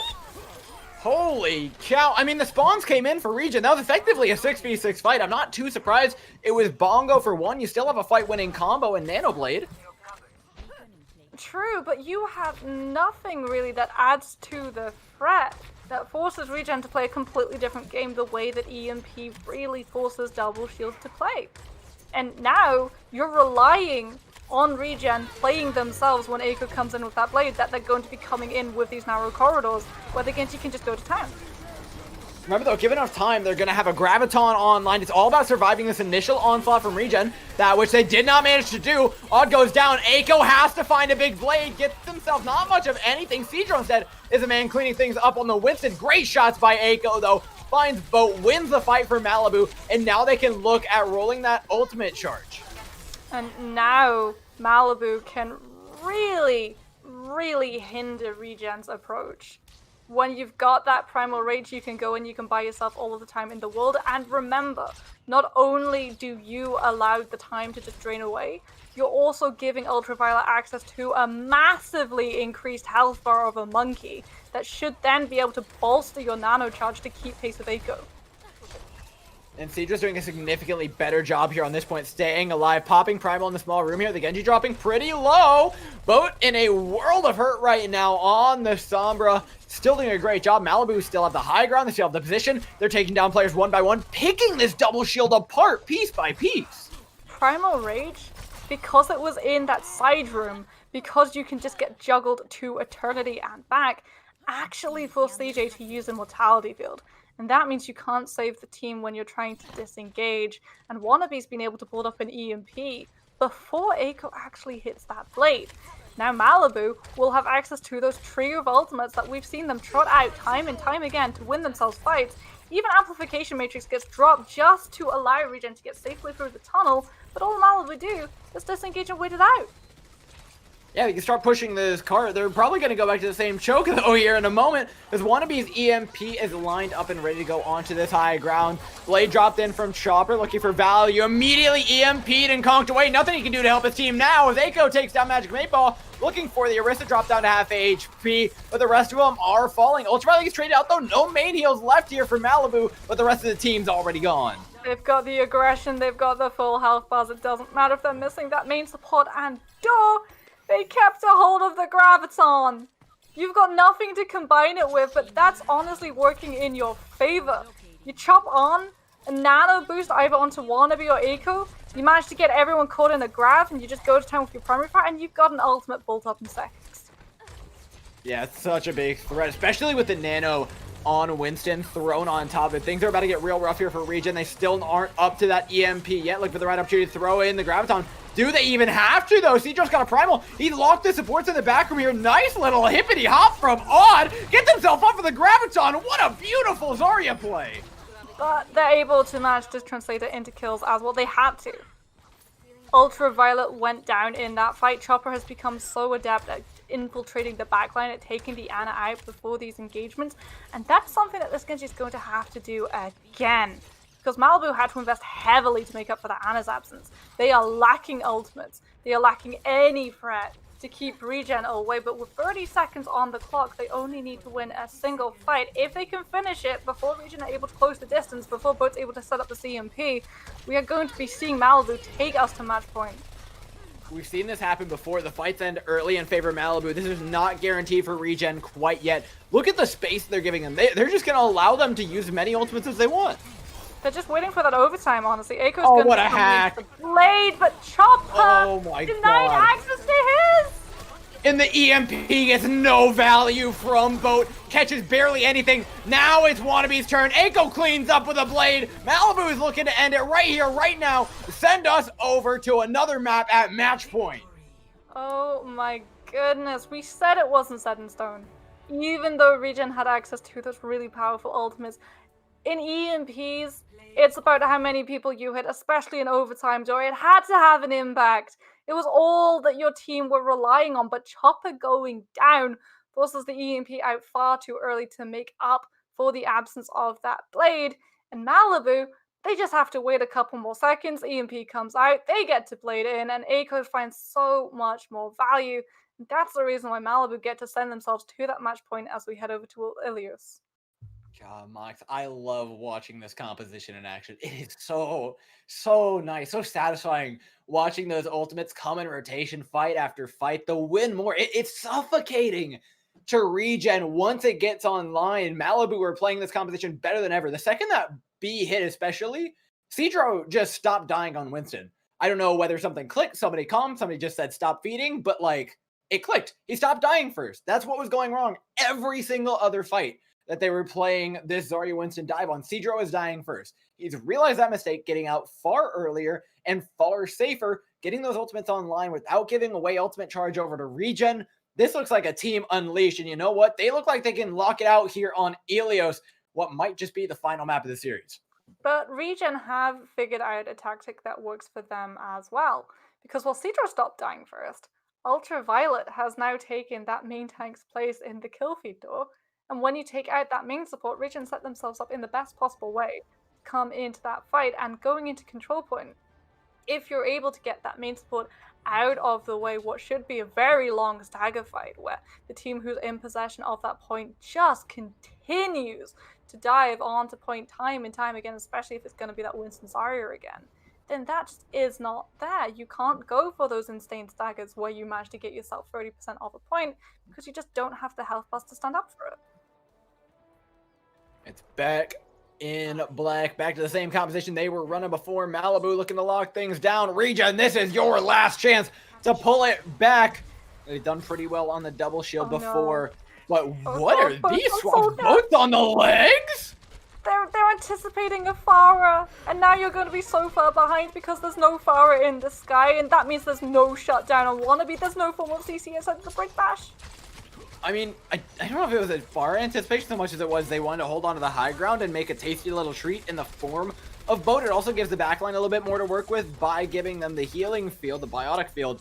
That is a pretty decent threat, but it's when you want to move on a point that things get really hard here. The dive can come in and start firing your health bars, and yeah, the soldier's good on the high ground, but he doesn't give you any point presence. And he doesn't have any presence in damage departments either, but Odd and Cedro going down.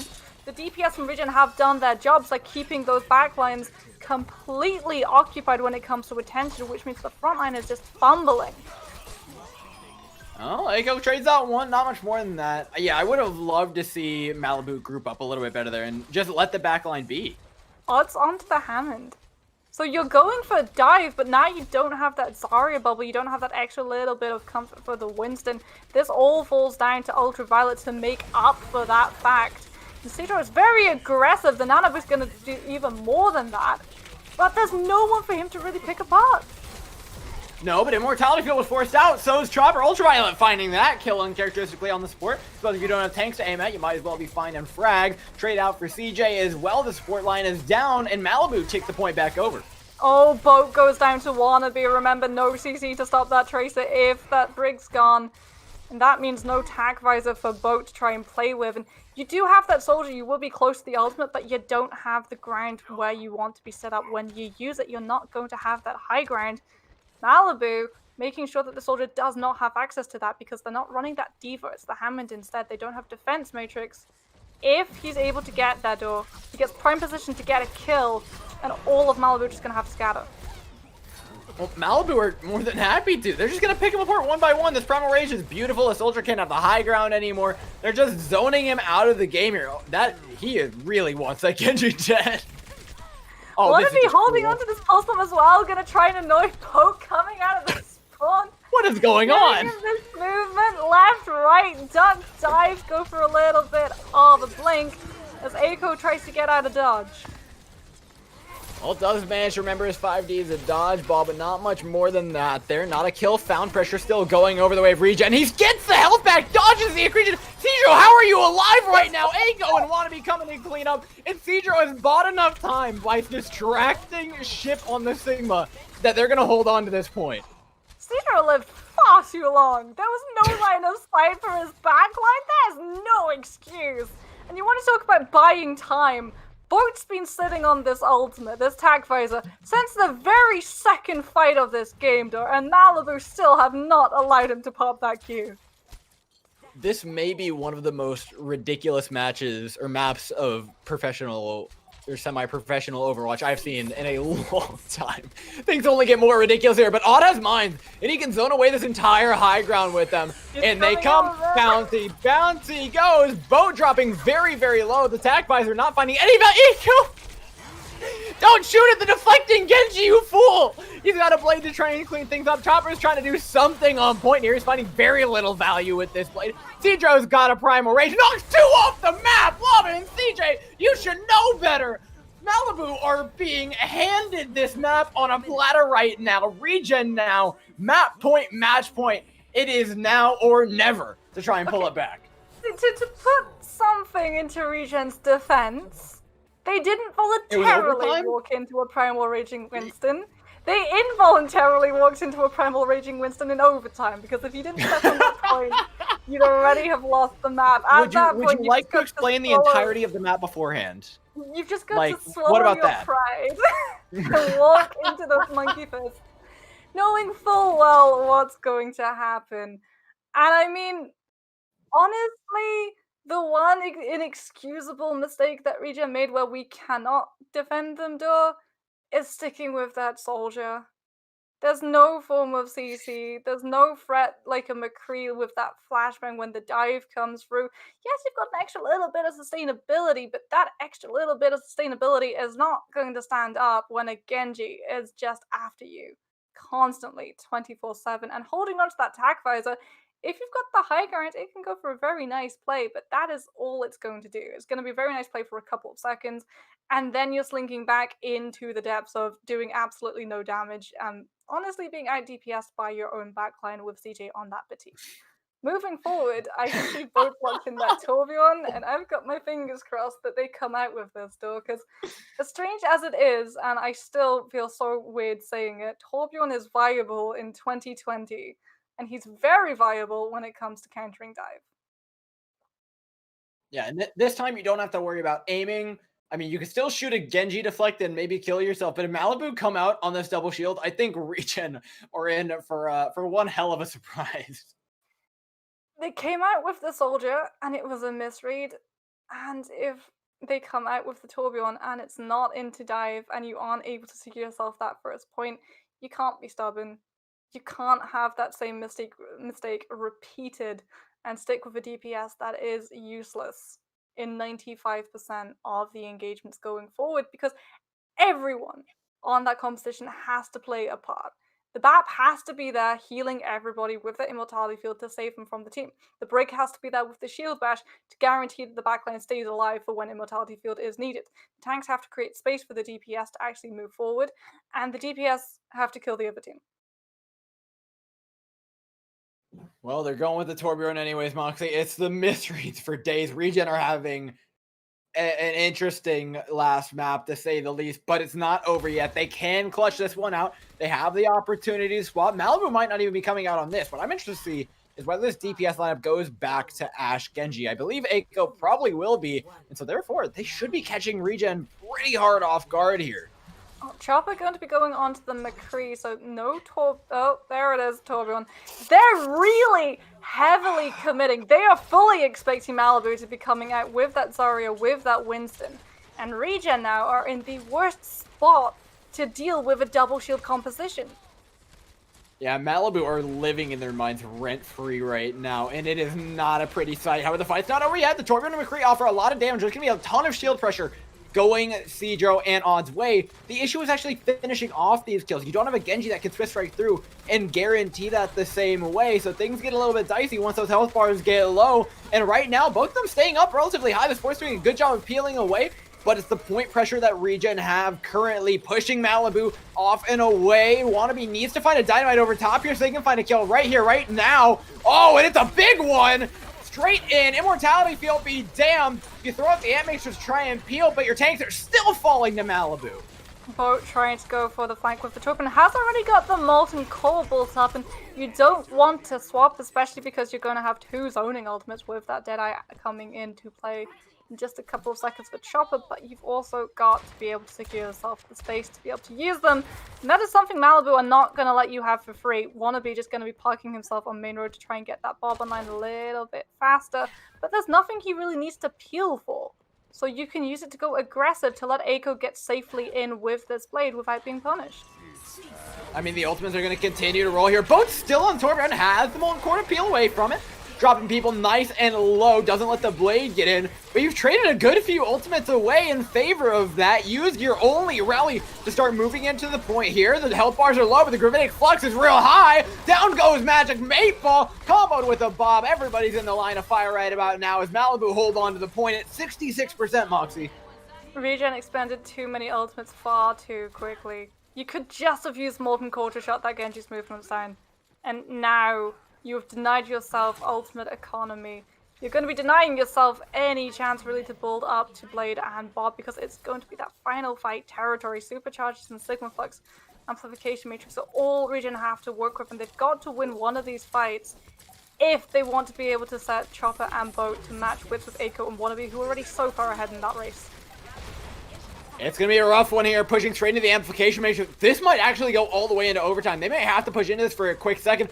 Good touch there by Chopper, just barely edging on to the point. Now it's their turn, Amplification Matrix of their own. Malibu have the option of just letting this one go and holding on to their ultimate charge. In fact, it looks like they will, letting Chip use this Gravitic Flux, seals out the fight for Regen, but they have nothing else left in the tank. So much now is going to come down to whether or not Boat can hit this Bob. That is all that Regen are going to be able to put their hopes on when it comes to ultimate charges. Otherwise, it falls down to getting a first pick and spiraling a fight win off of that and that alone. Meanwhile, Malibu only have to win one more fight. They can afford to come in, take their time, have 6 circles colored in, and that's when they can make their move. They may not be that patient. They know they have an advantage here pushing into this fight. They just need to find it in the back line. Good Swift Strike by Eiko. Gets himself a nice little bit of charge. Takes down Chopper as well. Takes away that opportunity for the Blade. They've got a one-man advantage, but Bob in their back line taking care of business. Good Immortality Field out of sight line, but it's not enough to keep Fishcake and Ultraviolet alive. Now without swords, they're just going to cower on away to spawn. But you will see Malibu, they were able to get that poke damage indoor. Look at the ult charges for this team. They're all going to hit ultimates, all at the relative same time. And Regen, the ultimate charges are far more spread out. And so if it goes down to this fight with 6 versus 6, Malibu just have to come in, press Q, and they win this unless CJ is able to come in with an amplification matrix that clutches things out for the team. Well, using both portals, but at the same time, is not what you wanted. It buys space now for Regen to work with. They've only got Amp Matrix. They've only got Gravitic Flux to work with. In comes Eiko and the Blade. They can't do enough. That's a ton of damage being chucked away of Regen, and that is about to be a ton of percentage going over the way of Malibu. Overtime ticking down. Can they get the touch to try and hold on here at NA Trials? Absolutely not. Malibu are going to take the win today, 3-1. But it was close. It was honestly a lot closer than you might think when you look at both of these teams' performance in that last run of Contenders Trials. There were cracks in Malibu, there were cracks in Regen, but it will be Malibu that come out on top. As we still get to see play of the game absolutely broken to. It doesn't exactly work on this client. Who needs it anyways? Play the game's overrated. What isn't overrated is winning the game. Malibu 3-1. It's not the scoreline they wanted, but it's a scoreline that still could possibly get them through into that second place spot. That is if we see Karasuno, I believe one other team fall 2 more times. Revival, I think it is, that needs to find one other loss in order for Malibu to make their way up. So it's definitely in the cards. They haven't locked themselves out with this scoreline. It's dicey, but it's what they needed.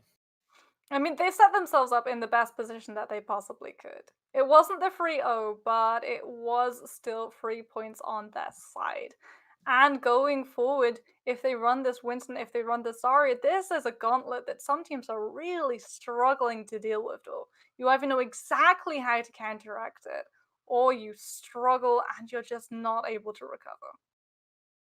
Well, I gotta give my props to Regen. They played fairly well. They managed to stabilize. You even felt like it was really dicey there on Route 66 for Malibu, which I think goes to show how much of a dent Regen were making. Unfortunately, though, just barely wasn't enough. I gotta give them my commiserations. Heading over on the Malibu side, though, only high marks for these guys. I feel like they just got better and better as the series went on. Finally, on the defense for Route 66, that Zarya Winston dive clicked. And for me, my personal MVP of the series, it's not any specific player. It's whoever in comms told Cedro to stop dying on Winston. That was the only thing they needed to do. And then it was just free running from there. I mean, yeah, you need that Winston to be alive. It's very similar to that double shield composition. When a single member from that Winston and Zarya combination goes down, you are lacking damage, but dive is always lacking damage. Mainly, you are lacking attention drawn away from the other members of your team. The Winston's that threat. The Winston's the big shiny decoy that the other side are meant to shoot so your Ana can hit Nano Boost in a matter of seconds. And if you deny yourself the Winston, all of what your composition hinges on, all of your win conditions just completely evaporate.